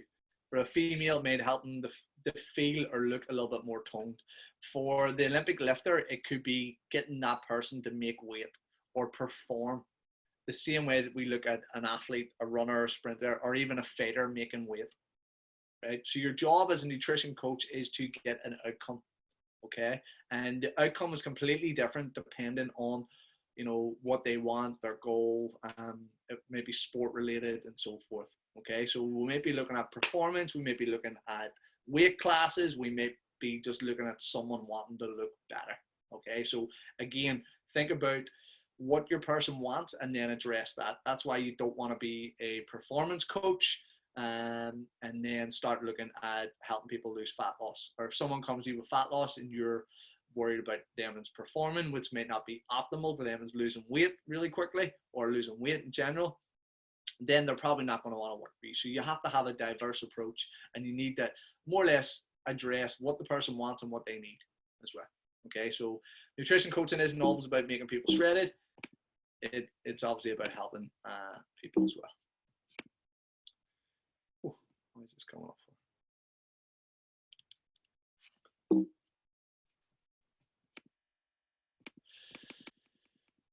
So this comes into my 3 client stages. So if anybody's seen the video will know what this is. Okay, so pretty much I teach people what is stage 1, what's stage 2, what's stage 3, and again you could evolve it into more stages and so forth. But for me, this is why I just sort of simplified it. Stage 1 people who come to you probably never dieted before, probably never set foot in the gym. Okay, so they probably lack knowledge around, you know, culinary skills, being able to cook. They don't know where to start, and this is why I always tell people, like, the biggest thing you can do is know where you're at this moment in time, what your next step is, rather than going, I want to lose 3 stone or I want to be a millionaire. Okay, you want to be a millionaire, but how are you going to do that? What's the next step to doing that? Like, I want to lose 3 stone. Well, how do you do that? What's the next thing you need to do that? Okay. And then we obviously have stage 2s, which probably have knowledge of nutrition to a degree. Someone's probably tried to get them to follow a meal plan, or, you know, has got them to learn about calories. They know generally what foods they should be eating. You ask these people, you know, what should you be eating, and they'll tell you what they should be eating. They know the foods that they should be consuming. They've probably maybe done a little bit of exercise, or, you know, been to some classes. And sometimes these people have either hit a plateau, or they're just lacking motivation, and they need someone to be able to take them, you know, to the next level. Okay. They've probably maybe had a little bit of success in the past. And then your stage 3 people, so we've got the baby, we've got the adult walking, and now we've got the person running. Your stage 3s for me look at fitness and nutrition completely different. The first two, stage 1 and 2, are looking at weight loss. They're looking at exercise as an outcome, right? Nutrition as an outcome. They're looking for an outcome-based goal, right? They don't value it. They don't see it as, you know, something that they want to do potentially. They just see it as a means to an end. Where our stage 3 people enjoy health and fitness, and pretty much everyone in here will be at that stage. You know, you will get to a point. It was probably about 4 or 5 years into my training and eating and stuff as well, where I went, do you know what? It's not always about having an outcome. Some days I just want to get in the gym and move and sweat just to make myself feel better. Not necessarily to, oh my God, I'm going to lose weight, or I'm going to hit a PR, or, you know, I'm trying to add on a pound of muscle. It's just like, I just feel better when I exercise. I feel like I've expended energy. I feel like my stress levels are down. I look at fitness completely different, okay? For the majority of the time, you enjoy eating good quality food. And you understand that, you know, that it's a process between exercise and nutrition. And when you're smart and you know the knowledge behind what works and what doesn't, or what you've tried in the past, or what you need to do, you can adjust your exercise or your nutrition any way you need. And a lot of the time, these people are still able to stay in shape and still have a social life. You know, you will always have that mate who's always still in pretty good nick, and he's still probably painting every weekend. You know, he's still working his balls off during the week. He's still eating, you know, good quality foods. He prioritizes health and fitness, but he enjoys his social life as well. And if we go to stage 1s, you know, these people with little or no experience or knowledge, all they need to do is a very, very simple process, right? They need to clean up their diet. You know, you're looking at what they're doing currently and what they need to do. It may be a case of reducing the processed foods. It may be for some increasing their protein intake. It may be for some reducing their calories or increasing their calories. You could do that by doing something very, very simple, by going, okay, I'm going to take out some of the takeaways.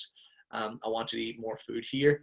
And like anything, you want to do the bare minimum to achieve results. If 2 sets of 10 on bicep curls add an inch to your arms, why would you do 5 sets of 10? The only reason why is because you're assuming that they would grow 2 or 3 times, right? But if you're going, I'm adding an inch to my arms just by doing the bare fucking minimum, when you actually have to put the work in, then you'll start to notice the difference. Where what happens is people go 100 miles an hour. You know what? I've never exercised before. Fuck it, let's go 5 days a week. You know, like I want to do this, so let's, you know, I'm going to cut out all the junk food and go, you know, 100 miles an hour without actually starting and going, okay, there's a process to this. I need to learn this. It needs to become a skill. It needs to become a habit. Introduce calorie swaps. So I have a simple video that I send to my clients, which is pretty much calorie swaps on milk, cereals, meats, you know, what else? Carbohydrate sources, rice, potatoes, butternut squashes, fat sources, sweet tasting food. And all it is full fat milk per 100 mils. I don't know, I'm just going to say 300 calories down to, like, every stage down, the lower calorie one to, I think it's almond milk, 28 calories per 100 mil, right? So I just say to people, instead of doing anything crazy with your diet, let's just take you from full fat milk to skimmed milk. We're going to save ourselves about 200-300 calories, right? You still feel like you're getting milk. You do need to realize that, you know, if you change from normal bacon to turkey bacon, it will slightly taste different, but there does need to be a sacrifice if you view this goal as important. So just swapping out some stuff. You can go from sauces in your food to 0-calorie sauces. You can look at rice being more calorific than potatoes per gram. And then what's even less calories and still good, huge fiber content, butternut squash is less than normal potato. So you can start making changes there instead of going, instead of having loads of rice, I'll have potatoes. Instead of having potatoes, I'll have butternut squash. Then you can look at fat sources. What are better fat sources? Could you reduce fats to induce a calorie deficit? Or here's a treat that is only 90 calories, a Fiber One bar, compared to having a chocolate bar. So these little things you just maybe need to just change, slight tweaks to get a result. They obviously need to learn how to exercise, the importance of exercise, and if they want to get results quick, obviously seek help. For our stage 2 people, they need to be monitored and pushed. So when you give them as a goal, they go, I want to lose weight. Okay, here's what I need you to do. I need you to follow this meal plan, or pick the foods that you like. We're going to stick to 2,000 calories. Here's what's going to happen. Let's go.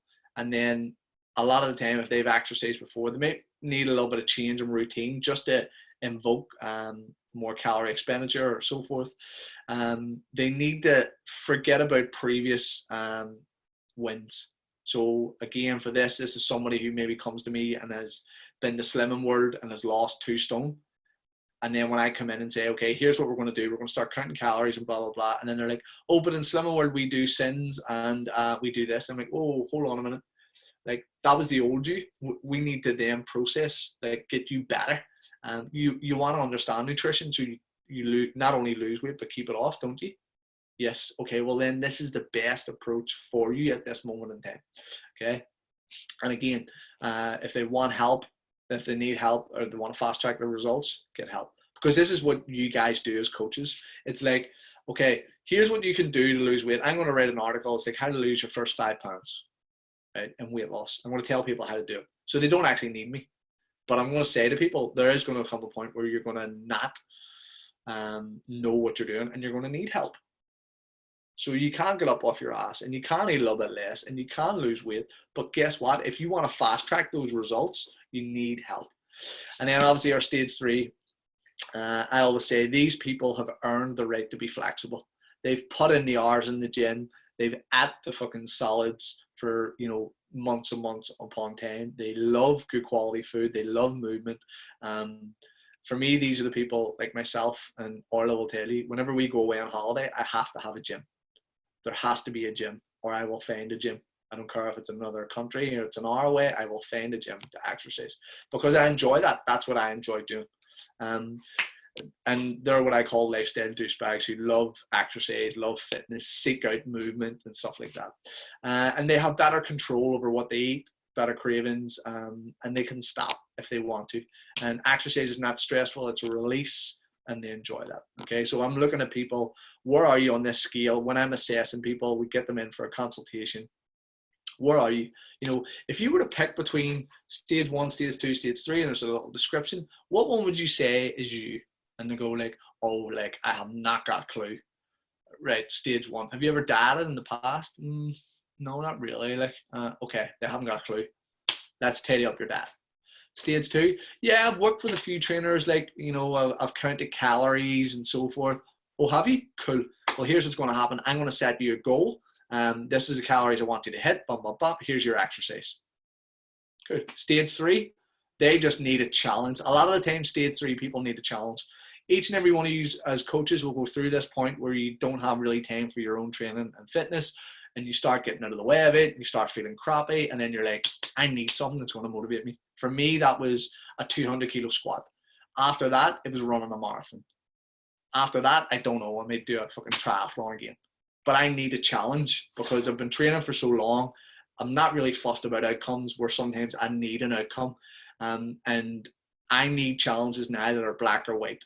And what I mean by that is if I put in the work, I get the result. If I don't put in the work, I don't get the result. Then I know in my heart of hearts, if I've worked hard enough for it and I put in the work, I get the result. If I haven't, The only person I have to blame is myself. Okay, so they're sort of stage 3 people. You will probably experience this at some point where you're like, do you know what? I'm going to try a different discipline. I'm going to try something. I'm going to work with a different type of coach. There's, I'm going to raise money for this charity event. I'm going to cycle around Peru. And you don't even like cycle. So, something to just get your juices flowing that makes you motivated. Okay, and here's what's generally happening with our clients on a daily basis.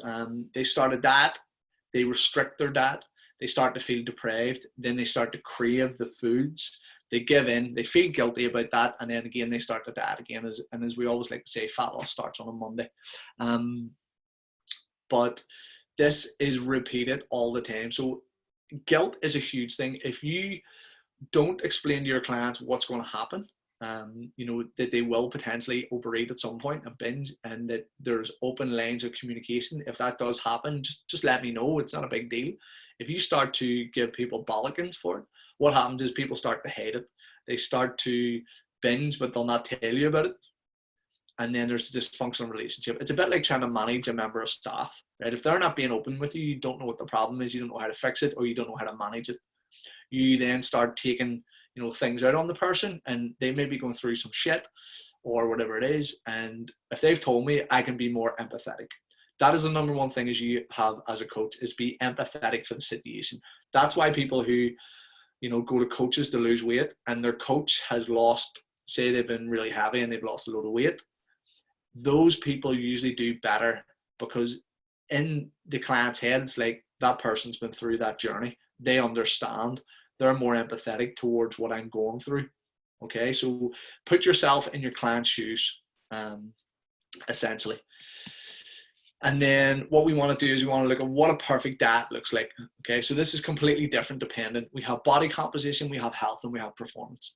You can have a healthy diet. You can eat good quality, fresh ingredients, 80 to 90% of good, whole, nutritious food, but not be in the shape that you want to be in. Right? Health and body composition are not mutually exclusive, right? You can eat really, really healthy food. You'll have people going like, all I'm doing is like eating, really, really single ingredient foods and nuts. And then before you know it, they're overeating their calories because they're consuming too much fats, even though the fats are in their head, they're healthy, right? So they're eating for health, but they're not getting the body composition you want. You can also go a very low energy diet, like we spoke about earlier, and lose a lot of weight and improve your body composition really, really quickly. But your health and your performance are very, very, much likely to deteriorate to a degree. Okay, so you're not going to be able to absorb, you're going to have nutrient deficiencies, you're not going to be able to, exercise effectively. So that can have a profound effect. And then if you're going for performance, think of this as like your local Sunday, league football team. You've got guys with beer bellies who are still able to play, 90 minutes, right? So they may not be in the best of shape or the shape that they should be, but they're still able to perform. So you fuel them for performance, and when they're out of season or whatever it is, if they want to lose a little bit of weight, that's when it's going to be most popular. But the perfect diet should encompass all three of these things. Okay, if you're healthier, losing weight and performance becomes easier, right? That's why we want to focus on that. Okay. And when we're creating this meal plan, like we spoke about before, simple online calculators will give us our RMR, BMRs. Simple method, which I've used and I still continue to use, their body weight in pounds times 10 gives us our RMR times their activity level.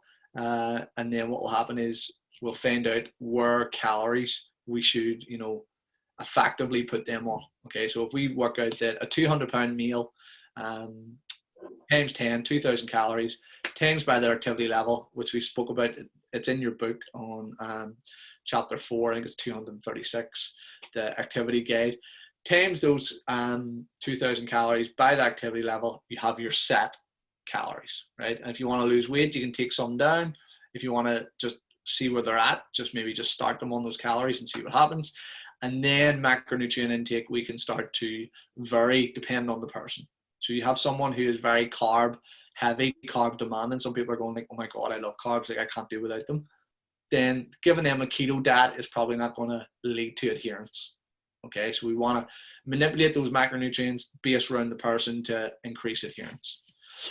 We obviously want them to track. It's a good, healthy habit to know exactly where they're at, which means that we know exactly when someone gives us the information, okay, here's what's happening. You haven't lost weight this week. Here's the reason why. You know, you've been overeating on these. You need to pull back on this, and you haven't been exercising. Or, you know, you were drinking like a prick at the weekend. You know, you had 3,000 calories and you binged all day Sunday. That's potentially why you put on 2 pounds. Do you know what I mean? Because if we know what they've tracked, then we can make them to understand that. And for me, tracking is so important for clients, not just for us as well, is because when people are tracking, it's at the top of their mind awareness.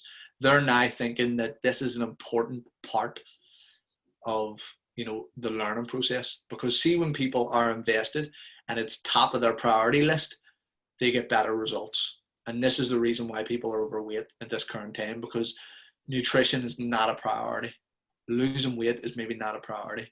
And that all comes down to your thoughts and your actions. If you say you want to lose weight, but your actions aren't preceding you losing weight, then it's not a priority.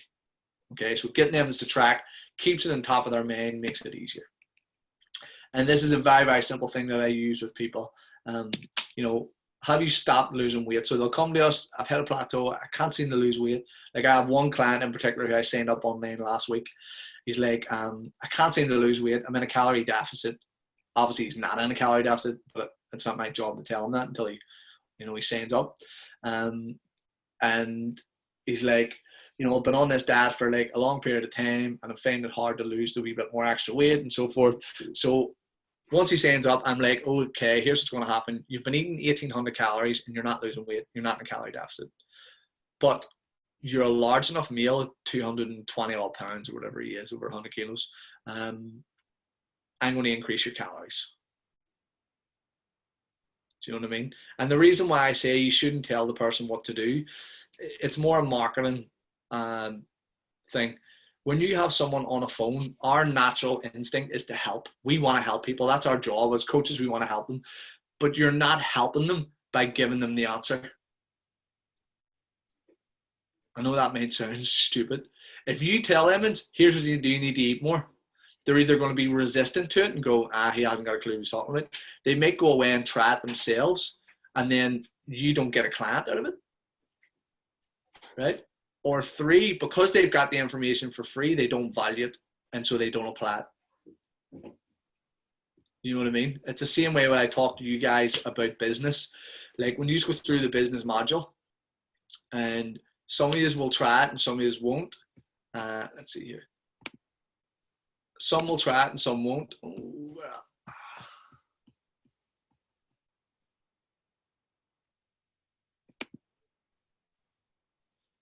don't hang in this chat. Hang on, who asked the question there? You can lead a horse to water, but can't make it thirsty. Yeah. So with the new, with the business side of stuff, we teach you what we teach people who, you know, want to improve their business. And then what happens is you either apply it or you don't apply it. Now, if you don't apply it and then you come back to us in a year's time and say, listen, PJ, I want you and Lenny's help to improve my business, more than likely we'll tell you the exact same information that we told you in that classroom or on this live call, right? But I'm going to charge you, you know, 4 or 5 grand for it. And guess what? Are you going to implement it if you pay the 4 and the 5 grand? Fucking right you are. So again, as your job as a coach is not to give people the answer. Sometimes you have to lead them to the answer, and sometimes, like as a coach, you need to make them paid to make them really understand how important this is. And it's a very, very simple thing. Have you stopped losing weight? No. Well, then pretty much what you do is you keep doing what you're doing. If you're trying to lose weight and you're still losing weight, why are you asking me for help? Or if I'm your coach, listen, you're doing awesome. Big pat in the back. I don't need to do this. Perfect example. I had a client who was doing our transformation. She was overweight, has had issues with her health for a long time. She'd been training with us for a while. So she had been dieting already, and she said to do our transformation course. I told her that in order for her to lose weight, she needed to increase her food, right? So we got her increasing her food, going against what everybody else was doing. They were trying to lose weight. We were increasing her food because she was so low for so long. And about 5 weeks in, she's like, are you going to change the diet? And I says, are you still losing weight? And she went, yes. I says, why would I change the diet? I don't need to do anything to make myself look important or feel important or wave this magic stick and adjust a diet plan every week. Is it working? Yes, keep fucking doing what you're doing. Do you know what I mean? See what you're doing is working. Awesome. See when it doesn't work, that's when you come to me. Like I speak to, you guys, when I do nutrition plans, I do the custom made plan takes me about 5-6 hours to create, right? By the time you go through the whole consultation process, photos, blah, blah, blah. And I charge 150 quid for that, right? I don't charge for a meal plan. I charge for nutrition coaching, a meal plan with coaching, right? And people are like, okay, so see after the 4 weeks, like of the month, like that you're coaching me, do you change the diet? And I'm like, well, it depends. And they're like, what do you mean? Is like, if you're still losing weight, I don't change it. And they're like, well, why should I pay you a retainer? So then I'll charge like 50 quid a month as a retainer to keep me there. And people are like, well, why am I paying you? You're paying me as insurance. You're paying me that when it stops, I go in, make some tweaks, tell you what you're doing, and you're bang on your fat loss journey again. Right? And people are like, some people get it and some people don't. As like, I charge you so much at the start because it takes a lot of time and effort for me to do. A lot of that work has been done, so I just need to make slight tweaks per month. Like, we may be in our first month of coaching and you've paid me X amount, and I might need to change the diet after week 1. But you should know that you've got that person there to be able to coach you through it and tell you what you're doing and make tweaks as you go. So it's important that, again, you only ever step in when they need that help or when they need that advice. Okay, so here's what I want you to do. Ask me any questions. Like, I'm here for you at any point you need, but at some point you just need to do the work. And when you do the work, if it's working, great, keep doing it. If not, then we'll make changes. Okay, so as it says down the bottom, keep going, keep doing what you're doing. If it's still working, great, you're in a caloric deficit. Okay, just to make it really simple for people. Ooh. So next up, have you stopped losing weight? Yes, I have stopped losing weight. Okay, have you been tracking your food? These are just logical questions that you ask someone. Nope. Okay, track your food, then adjust it. Right, track your food, see where you're at, reduce your calories by X, Y, and Z. If you do that and it starts working, great, you're in a caloric deficit. Have you been tracking food? Yes. Can you train more? Right, so you've been tracking your food, you've maybe adjusted it, hasn't worked. Can you train a little bit more? Yes, great. Here's what I want you to do. I want you to do an extra day of training, or I want you to add a cardio session on to what you're currently doing at this moment in time because you've plateaued. Guess what is going to happen? You're expending more calories than you're actually taking in. You should be losing weight again. Right? Now, if you can't train more, here's what's going to happen is we're going to adjust your diet. Okay, adjust your diet, lower it down, eat a little bit less. Right? And this is the premise of everything that I do. The last thing I want to do is touch food. Right? I never really want to tweak someone's food. That's the last thing. If I can get someone exercising more, increasing their NEAT, maybe even moving a little bit more in the gym. If they're only training with me 3 times a week, that's all the time they have. They're busy parents, they're still working. I then will have to adjust the diet rather than getting them to move more. Okay, but that is the fundamental premise of very, very simplistic approach of what's working, right? Or what are you doing? What do you need to do?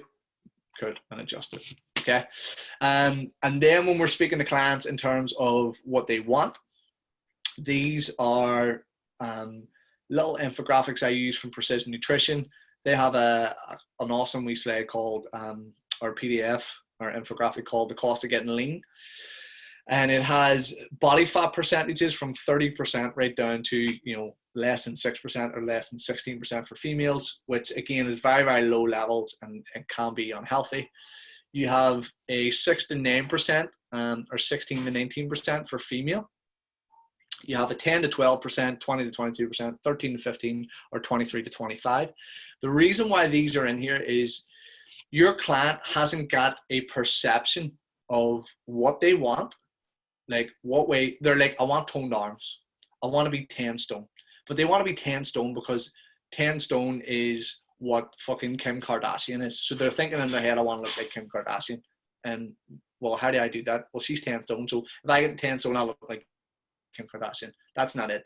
So your job is to give them a dose of realization and then also tell them what is, you know, essential from them. So if I get a dude comes to me, I want abs, you know, I want 6-pack abs. Okay, we're looking at this 6 to 9% guy here. Okay, so abs, you know, good shape. And here's what you need to do. You need to eat slowly, right? So you're not horsing food and eat slowly until you're satisfied. 1 to 2 pounds of protein at every meal. Loads of veggies, healthy fats. You're probably going to be exercising for 5 to 10 times per week, right? So you may be training 5 days a week, doing double sessions. You have to get good quality sleep. What you cannot do, or what you need to limit, is, you know, reduce your carbohydrate intake. Maybe keep it the higher carb day, so you're cycling carbohydrates. You're not going to be eating processed foods. You can't really have a beer. Here's the trade-offs for getting to this. You're probably not going to go out on social nights out. You're probably not going to be able to eat or drink at parties and do sort of stuff like this. And there's no real opportunity outside of, you know, socializing for you. You may have to give up other hobbies to dedicate your time to getting in shape, right? And the people who are at this body fat, Olympic level boxers, sprinters, stuff like that. When I show people this infographic and I say, okay, this is what you want, are you willing to do that amount of work? 99 times out of 100 people are like, no chance, right? So now they have an expectation of what it takes to get shredded, right? Oh, geez, fuck yeah, that seems like a lot. Well, how about we get some weight off you? We improve your strength, improve your body composition. We'll see where we're at. And if we build those habits, then we'll move on to the next stage. How does that sound? Great. So I've undersold, and now I have more time to work with this client. This client is more aware that it's not a case of, you know, lifting weights for a month and next minute they're massive, or, you know, after 4 weeks they should be 4 stone down. Okay, so I'm selling them what the realization is.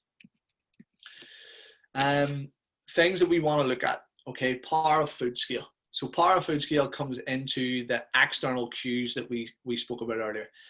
Highly palatable food, behaviors and stuff as well. Okay, so when we're coaching people, we need to understand their thought processes, their environments, what is going to make them choose a poor quality food over a better quality food. Okay, so the power of food scale was developed to assess psychological impact of living in environments in which highly palatable food is readily available. It's developed in countries. In developed countries, most food intake appears to be driven by hedonic more than homeostatic eating motives. So people are eating out of pleasure and boredom than they are out of survival. Additional human data indicates relative bland food. Consuming a palatable food produces an increase in hunger. Consuming a palatable relative bland food increases early return of hunger.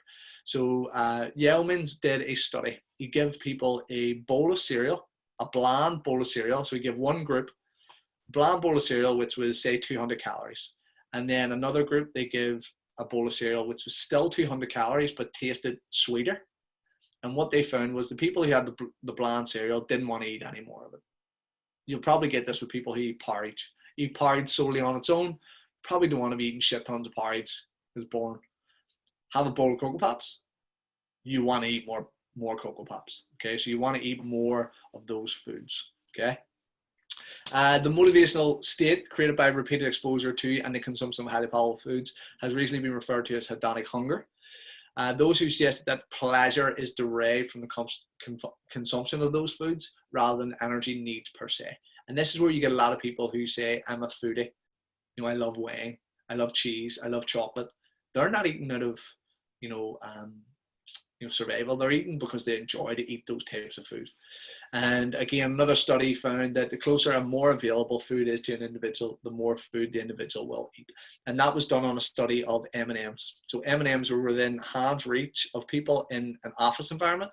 They found that they ate like more of them than if they were out of arm's reach. So if those M&Ms were out of arm's reach, they ate less. Now, what I like to tell people is if the M&Ms are in the cupboard, you're less likely to eat them. If the M&Ms are not even in the building, you're less likely to eat them. So you want to set your environment up to succeed, not to fail. If you've bought M&Ms and they're in the cupboard, you know they're there. The likelihood of you just going in and taking them out is higher. And as James Clear would say, you want to make it easier for you to promote good habits, and you want to make it harder for you to do bad habits. So if you don't buy the food, you don't bring it into the house, you actually have to get up, put on you, go to the shop to get those foods. And for a lot of people, that's effort. Caloric density matters. Okay, so I think we mentioned this on one of the calls, the Tuesday or Thursday call. For somebody who was maybe doing the Cambridge diet or doing a drink-based diet. So you can see 400 calories of oil. There's not a huge amount of filling in the stomach there. 400 calories of beef, a little bit more. 400 calories of veggies, more. Right? We have receptors, as you can see here, stretch receptors located throughout the stomach. They're triggered by food. They send signals to the brain to tell you to stop eating. So if your stomach is full, it's like, okay, oh, bloated, full. High fiber, whole plant foods, you can eat, a huge quantity, low calories, and they're going to actually help you feel fuller for longer. Okay, so we want to look at the intake that we have within our body as well. So if we're giving ourselves, tons of, dressing stuff with tons of oil, and having really high calorie, high fatty foods that don't give us a lot of satiety and don't make us feel full, the likelihood for us to overeat is high. Okay, so look at the foods that your clients are consuming. Oh, Mary's drinking cappuccinos with fucking extra shot vanilla and hazelnut. That's not going to fill her. So we might want to reduce those down, 0 calorie syrups, and then we might want to increase more fibrous foods. Increase those fibrous foods, we're invoking a natural caloric deficit in there as well. And as you can see, when the stomach is empty, your body will secrete more ghrelin. So ghrelin being our hunger hormone, it's telling our body, listen, hold on a minute here, I'm hungry, you got to fill me up. So those hunger hormones are up, and then the hormones that deal with satiety, like leptin, are downregulated. Okay, we look at the other side of it. A full stomach, this is why people like to eat until they're full. You secrete less ghrelin. Okay, but then we have the added pressure of blood sugar levels, insulin response, highly caloric, highly palatable food, blood sugar levels dropping. So you have potential issues alongside that. And then for meals, what I usually generally see is a lot of times guys will eat. They'll eat a lot, especially from the lower classes and working classes. We're about eating big, hearty meals. We're very culture driven as human beings. So we're pack animals, and we're also very culture driven. So if we've been brought up on a fry up, we've been brought up on, big potato based meals, spud meals, Sunday dinners, they're going to be hard to take out of someone's diet as well. So we need to take into consideration that a lot of guys are eating enough. They're probably just eating too much. We maybe just need to adjust our portion size rather than looking at, okay, well, you need a complete overhaul of your diet per se. And again, all of this will come down when you're coaching someone to these behavioral habits, right? Maslow, if anybody has heard of Abraham Maslow, came up with a hierarchy of needs. I think it was in the 40s. And Maslow stated that people are motivated to achieve certain needs, and needs precede other needs. Okay, so once you meet one set of needs, then you move on to the next level and the next level. So our most basic need is survival, right? That's the number one function in our whole life. We need to survive. That is the primary thing, survival, right? Then the next thing is, once you've met that, then you move up. So you've got physiological needs, food, water, warmth, rest, right? So that helps you to survive. The next up is safety. You want to feel secure, right? Security is a paramount, because if you're a Homo sapien living in a cave thousands of years ago, you want to make sure that, a bear doesn't just walk in and eat you while you're sleeping, right? That's why we have cortisol, we have stress hormones, we have different metabolic hormones that help us to amp up or relax, okay? Once that level is fulfilled, we move on to the next level. And then we have this belongingness, intimate relationships, and friends. We are designed to make friends. We're designed to join packs. We're designed to be social creatures. So if you're the guy who's trying to be in shape or you're trying to lose weight, you're telling your client, listen, you need to, prep your meals. They're eating out of Tupperware boxes. But guess what? They're eating out of a Tupperware box in work. It's Mary's birthday. They've all just ordered cake and sweets and buns. She's made to feel excluded from the pack. They're all teasing her, like, just have something. You can see why people break. Okay, because we are social creatures. Okay. And then obviously the social environment that you're around, and also the social pressures. People, come on, go for a pint. No, mate, I haven't seen you in ages. Come on, let's go for a pint. A lot of my friends were like, you just sort of fell off the face of the earth and we don't really see you that much. And I was like, okay, well, what do you want to do? Well, mum will go for a drink. Hold on a minute. I'm a fucking PT. I'm not really that invested in drink. My life is health. I want to help people, there. Okay, a pint's not going to ruin it, but why don't we do something different? And in our society over here, everything revolves around alcohol. Do you know what I mean? Like if you try and meet up with your mates, it's going to be a pain. If you turn around to one of your mates and say, here, do you want to go for a coffee? It's probably not going to have the same response. Now, I think more people are transitioning towards that because of mental health issues and obviously the suicide rate here. People are maybe taking a wee bit more serious, but a lot of it's going to revolve around alcohol. You've got prestige and feeling of accomplishment. When you achieve a goal, when someone has taught you, like, you feel amazing. Like if you go through this course and you pass, you're going to have this elation. You're going to be like, fuck me, that was amazing. Like, thank you, Lenny. Thank you, PJ. Thank you, fucking anybody who's helped me. Because you're looking at us as peers, been there, done it, now passing on that wisdom. And then what will happen is you'll find new peers. We should always be there, remember. But like, it's the same with the fitness industry. You find a guy or a girl whose information that you like, you enjoy, they're like, do you know what? They speak sense. They speak to me. They're talking sense. And then what will happen is you'll find a new peer. A bit like your kids do. When you're growing up, your kids look at you as a rock star. You are their hero. You are their number one. And then as they get a little bit older, they find different people that they relate to better and so forth. But it doesn't mean that it's not important. So feeling of accomplishment, prestige is super important. That's why you give people pats on the back. That's why you fist pump people. That's why you encourage good behavior. Okay. And then self-actualization is basically achieving one's full potential. I don't believe that exists. I think we're on a constant journey of trying to, be better and better and better. And the goalposts always move. You get your client from 20 stone to 12 stone, like we did with Coach Steve-O. But then the goalposts move.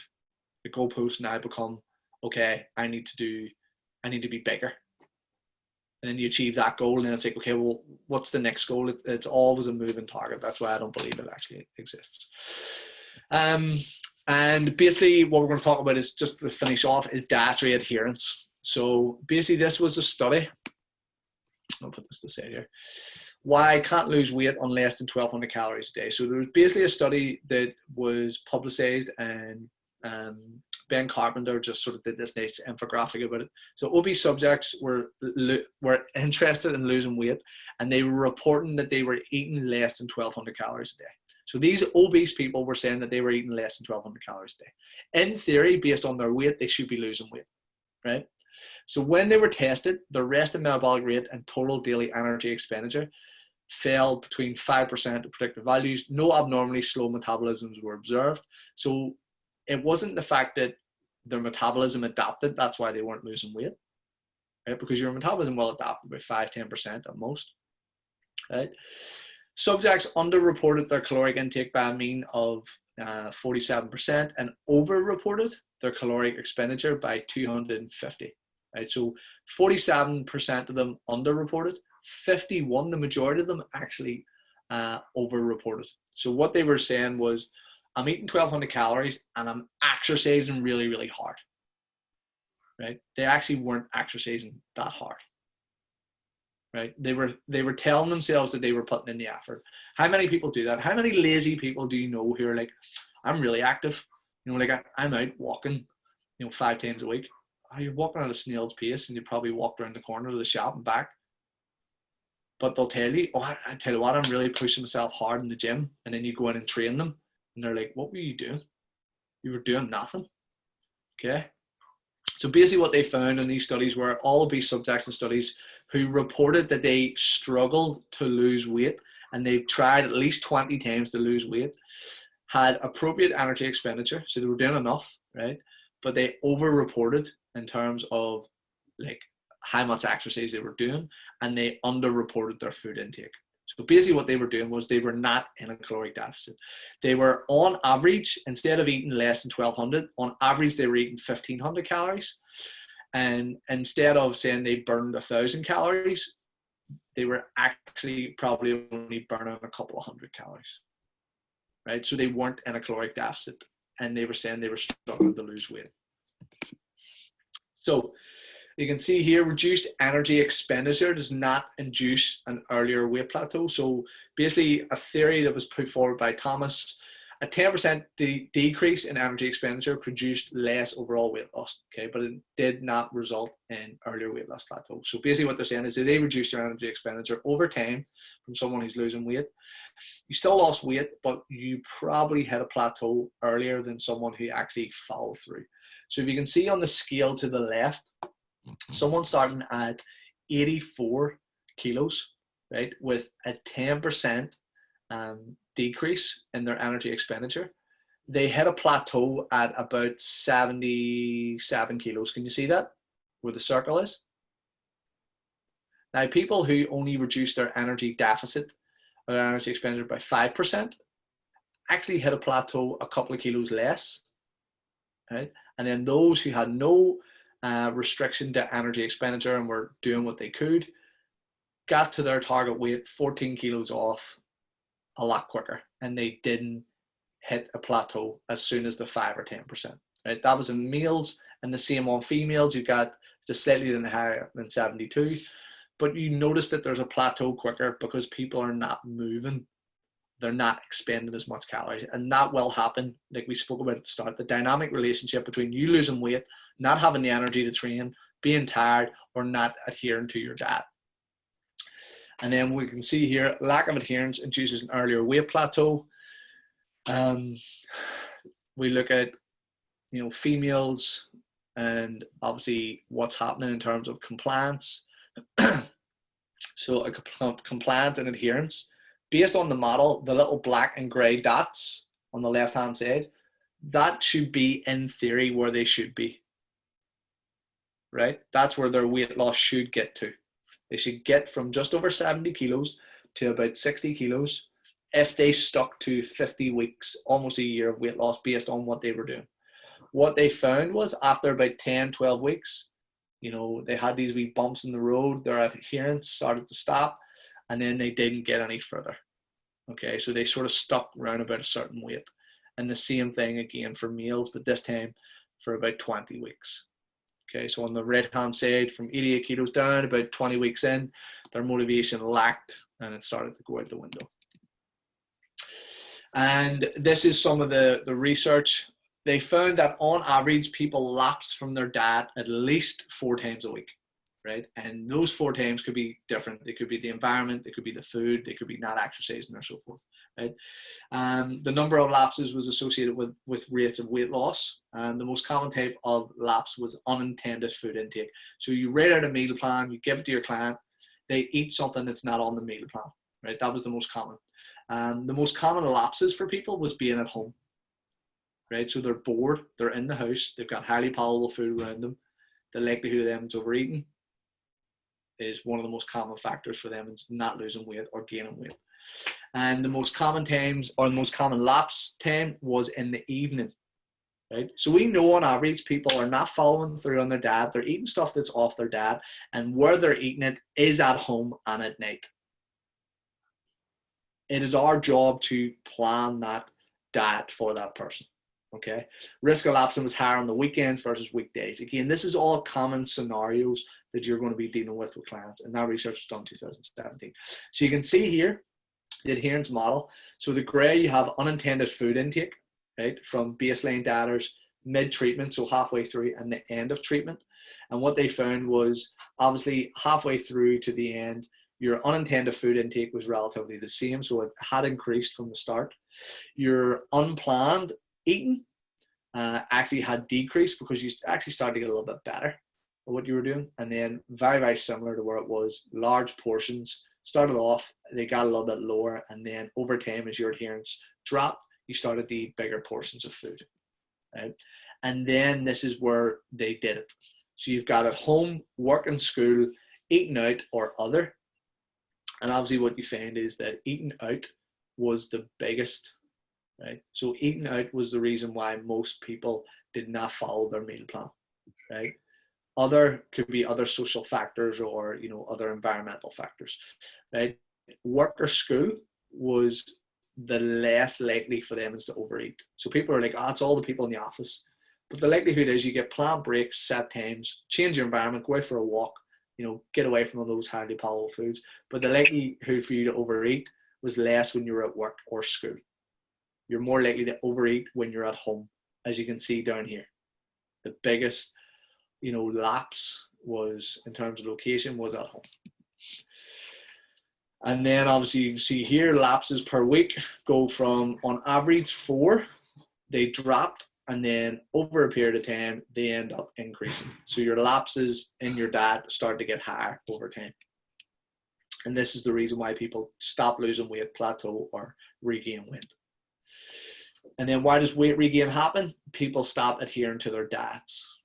Okay, so you've got Atkins over time, over a 12-month period, it starts to dip to its lowest. Zone diet, same, it starts to dip. Everybody starts with great motivation, right? Great, you know, wanting to change. Weight Watchers was the same. Ornish diet. Okay. So an intermittent lack of adherence, not metabolic adaptation, is a major contributor to frequently observed earlier weight loss plateaus.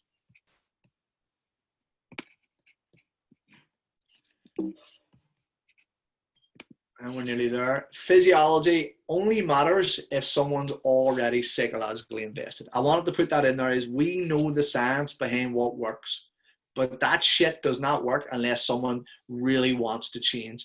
And if we set their environment up to change and make it as easy, as simple as possible for them to want to lose weight or to lose weight, that is the most important factor.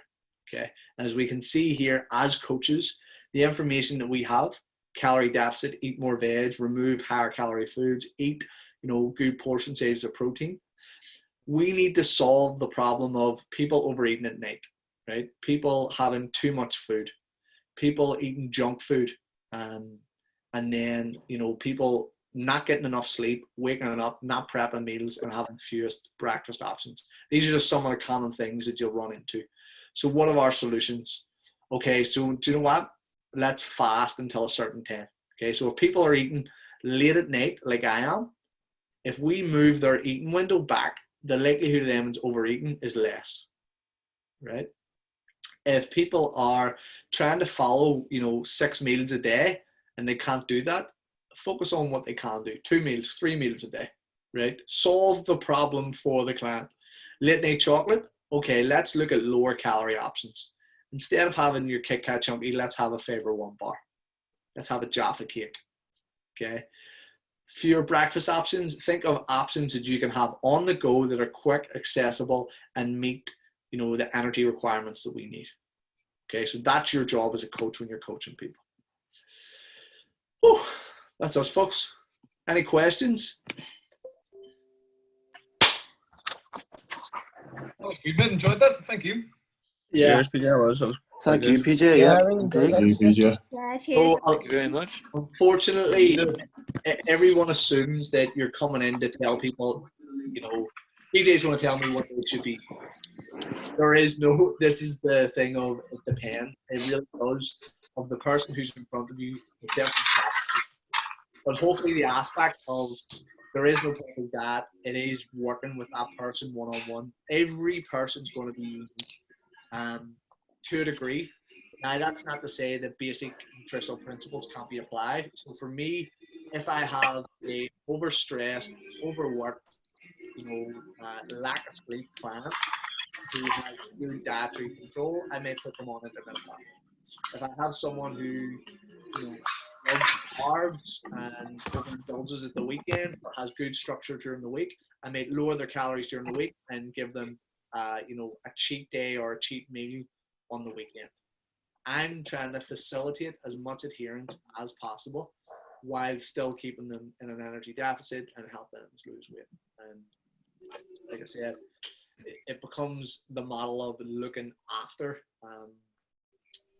working with the client, what they can do, what they cannot do, and the more knowledge you have, the better approach to be able to apply to those people. So, yeah, any questions, folks? Anything you want to ask? Or Yeah. Go ahead, Steve. Go ahead. No, PJ, I see earlier on you were saying, was it vitamin D or B that you set up for immunity? It was D for Delta? D for immunity health and what's going on with COVID, yeah. So I put up a list on our Instagram page: vitamin C, vitamin D, and vitamin E. Vitamin C and E being antioxidants, vitamin D as well for immunity and health as well. Oh, okay, right, fair enough. No worries, cheers, mate. All right, that's going on the video today. AJ, just for whenever you are sort of giving someone the likes of a kind of bit of a diet plan or a meal plan or that kind of guidance, is there a particular way in sort of delivering that, whether say you're creating them a document or online, that you sort of find tends to get sort of best response? Like say you're doing it through an app or whatever like that, or is it just really in getting the message across in whatever way it works? Like, see, if I'm going to be 100% honest with you, the best approach is just speaking to the client. Yeah. Right? Speaking to the client and giving them simple, actionable advice. One of the worst ways, it's what the client wants, is to give them the piece of paper with the data on it. Yeah. Because 90% of the time, the client will not follow the data. Yeah. Whenever I started sort of saying a personal yeah. It's like got there, and it's like all of this is bollocks, and a lot of the questions weren't, what kind of foods do you like? It's like, I don't eat fish. And I was like, well, why's fish on the fucking meal plan? They've given me 3 fucking times here. Yeah. So, and I don't really think it didn't really teach us anything. It was like, just eat this and you'll get your result. Whereas I think if you can maybe teach someone, you probably get better results, I guess. So yeah. Well, do you know what we did at Hybrid and what I slated my coaches on was, I was a nutrition person, right? I created all the resources that we have for nutrition. I created, I knew calories matter. So I created a 7-day meal plan with different breakfast options, different lunch, different dinner, different snack options, right? On average, 4 meals per day, which most people can have. So 3 main and at least 1 snack.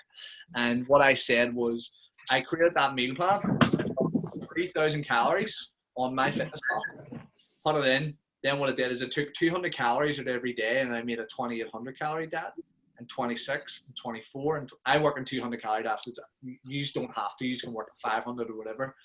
But I created that the whole way down to 1,200. So I have a set template, which I say to people, this will give you an example. I've sent it to people who I'm working with online on an app, because they're not paying for one-on-one nutrition. Say, listen, here's the type of foods I'd like to see you eat. But here's the most important thing.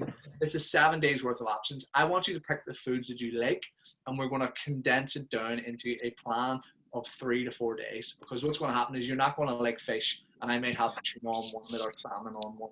Okay, well, that's not an option. Bring it down. Pick the foods you like. Whether you're going to get people who are like, I'm bored of eating the same things. Well, guess what? See people who are in shape or get in shape, they consistently eat the same things over time. There is a blueprint, right? So unless you get to stage 3 where you understand nutrition, you can put in a pint or put in a glass of wine or be more flexible with your diet. Your job is to follow the rules. So as you were saying there, we all give out generic, or a lot of coaches will give out generic meal plans because they're just like, just follow that diet because it's easy. Yeah. But this is the thing. My coaches were trying to coach people, right? Which is what I want. But what was happening was people were making excuses for leaving. People were leaving the gym going, I never got a diet plan. Even though we know it's bullshit. Yeah. We know it's bullshit, but it's like, do you know what? There's your wee fucking precious piece of paper that in your head you know they're not going to follow. But You still get to work on their habits, their behaviors. And then as a coach, it gives you an option to go, hey, Steve, have you been following your meal plan? Let me see your MyFitnessPal. Oh, no, I haven't been following that. Okay, why are you not? You know, I've been trying something different. I look at your meal plan or your MyFitnessPal, and you're still adhering to the calories and the protein. I'm like, dude, that's cool. Like, that's the most important aspects that we want to focus on. Like, you know, the foods that you like. And if you're still able to follow through on the core discipline of this plan, I'm happy for you to succeed. If not, listen, you know, here's what's going to happen. You haven't been getting results. You're complaining you're not getting results. Two things are going to happen. I'm either going to have to put my arm around your shoulder and just give you a coax, or I'm going to have to give you a kick up the arse. What do you want? All the time they're going to say kick up the arse. So I turn around and go, okay, Steve, here's what's going to happen. See on your meal plan, see these 2 days on the meal plan, you are to follow those days explicitly, nothing out of the ordinary, and do that. Right? So I've restricted the freedom that they have so that I can get them a result. When they get them a result, then the likelihood of them is trust me a little bit more, and then we can maybe look at opening up, you know, having more food choices, being more flexible. But for a lot of people, they don't understand what they want, what they can have, how to balance that with internal, external factors. So sometimes you need to be really, really simple with people. Go and follow that. But in terms of adherence, a piece of paper does fuck all. It really does nothing. But it may give someone a sense of, oh, I feel like I got something there. You know, like we have recipe guides and guides and teach people how to calorie count, and we'll have videos on how to actually regulate your nutrition, how to, you know, if you've had a plateau, what to do. Do you think people follow them resources? Do they fuck? Like we have a membership site. We have a membership site with so much resources, so much information. It would be idiotic of you to not get results because it's laid out for you, right? And all the plans, all my templates are on there. And do you know how many times? And we send them out their welcome email and say, listen, join our thing. We know who's joined. I know who's downloaded what or who watched what video. And then I get a client comes to me going, I want to cancel. I haven't lost weight. Why? Have you been following the meal plan? What meal plan? The ones on the membership site. What membership site? The one that we sent out with the link that we constantly send links in. Have you joined here? Yes, no. Oh yeah, I followed that, didn't get results. Well, it says here you haven't downloaded it. You know what I mean? Like I'm sitting there as a coach because I always tell like my coaches is how can we shift the emphasis back to the client? How can we go, I've told you what to do. Have you done it? No. Okay, well then you're the prick. Right? But instead of saying that, we go, okay, well, you know, let's focus on what we can do. You know what I mean? Because you will bend over backwards to get clients results and they'll not want to do it. And then they don't get a result and they leave you. And you as a coach will feel like fuck me, like, you know, you'll feel shit. But if you can turn around and say, I've tried everything, I've put the ball in their court, I've tried to create as good an environment as possible to get them results, and they haven't got it, I can hold my head up and say, do you know what, I've done everything I can. Cheers, PJ. Any other questions, folks? PJ, how would you approach if someone just like blatantly didn't want to track calories? Like, what other method would you use? I have that. I mean, I get that all the time. Like just going like, I just don't want to track them. Because I had like my client, like who was going to do my thing. I said to him about tracking calories. He's like, I'm not even going to do it. I'm not even going to try it because I know I'm not like stick to it. So I was like, fair enough. But what other like method would you use? With that, that's why the written meal plan becomes important. So it's just like, okay, eat these foods, and obviously if you can get them the whey food, they're probably not going to want to if they're not going to track. But if you're not going to track, just eat these foods. And then what we say is, if it's working, great. See when it hits a plateau, then you need to change something. But yeah, you're going to get people who are resistant. Again, another important aspect here is, you know, my audience and your audience is going to be busy professionals, right? The majority of people who are going to come to you to pay you the high quality of service are going to be professionals. You need to realize that they, A, probably have kids, B, have a very, very stressful job, and C, they've got a stressful life. You are giving them more stress by asking them to track food. So we need to get them to buy into the process, or what we need to do is we need to make the process easier for them. So we may just say, okay, here's what I want you to do. Take Phage or Fahi, is everybody familiar with them? Yeah, yogurt. Yogurt. Yeah. They do 170 gram pats with honey or blueberries. You take that into my pot, that's 300 calories. I'm putting that in the meal plan. Does that make it easier for your client to just pick it out of a fridge, pick it up at a store? Eat one of those with a banana and a Fulfill protein bar. Now you know what calories they're eating. You've made it really, really simple. You don't need to worry about tracking. So for that, you need to be a little bit more specific, and you need to think of really, really easy options for them. Good. Cheers. Awesome. Good. Cool indeed. Yeah. If you think of anything else coming up to this, even after this, if you're watching it, just send me a message. You are going to deal with really awkward clients. You're going to deal with people who are not willing to listen. They're the type of people who I think when they pay you, they think they own you. They're paying you and they think that you're going to be a yes person. That's not your job. You know, that's why it's really important in that initial consultation that I always tell people, okay, here's my plan. Here's what I would do with you. Are you okay with that? Or, you know, if they understand what I'm telling them, instead of just going, okay, well, here's what you need to do. If they understand, here's the reason why we're doing this, blah, blah, blah. Here's my thought process. Can you do that? Yes, I can. Great. Do you know what I mean? The other one is I have like a little 90-day goal setter, which we use with the people that we mentor. So I tweaked it for my clients. I went, okay, here, what's your 90-day goal? Health and fitness. I want to lose 3 stone. Okay, let's break that down into 30-day goals. So after 30 days, we want to have a stone off. After 21 days, you want to be, you know, you want to do this. After 14 days, you want to be here. After 7 days, you want to be here. Within 24 hours, you want to do this, right? So I get them to reverse engineer their goal. One of the three things that you need to do to lose that stone in that month?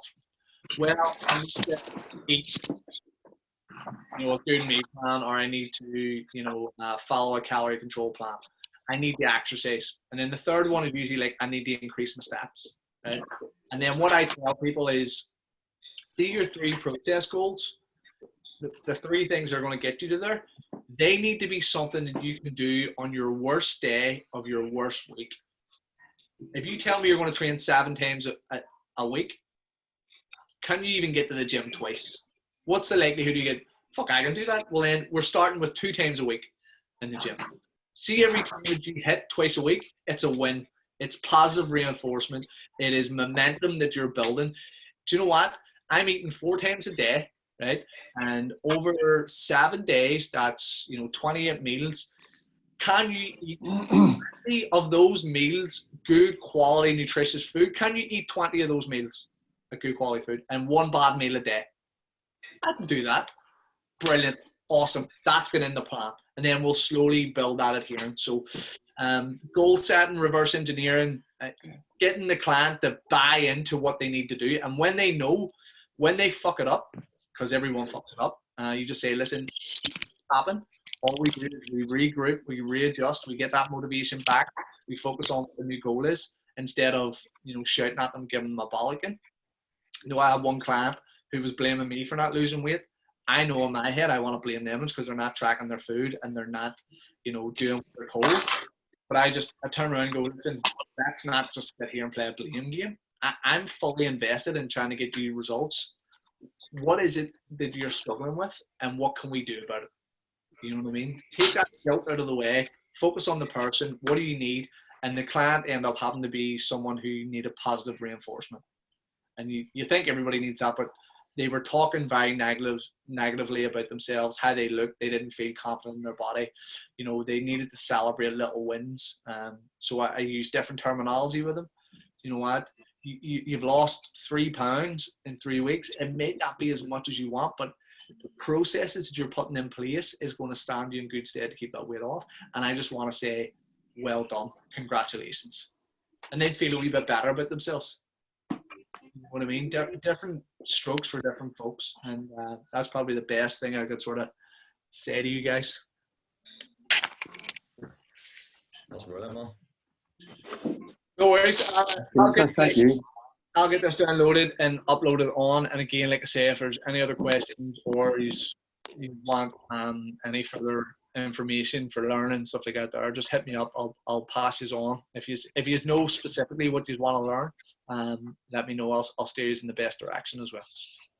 Cheers, PJ. Thank you very much. PJ, thank you very much indeed. Thank you. Have a great day, whatever you're doing. Great May Day. All the best, guys. Thank you guys, take it easy. You guys.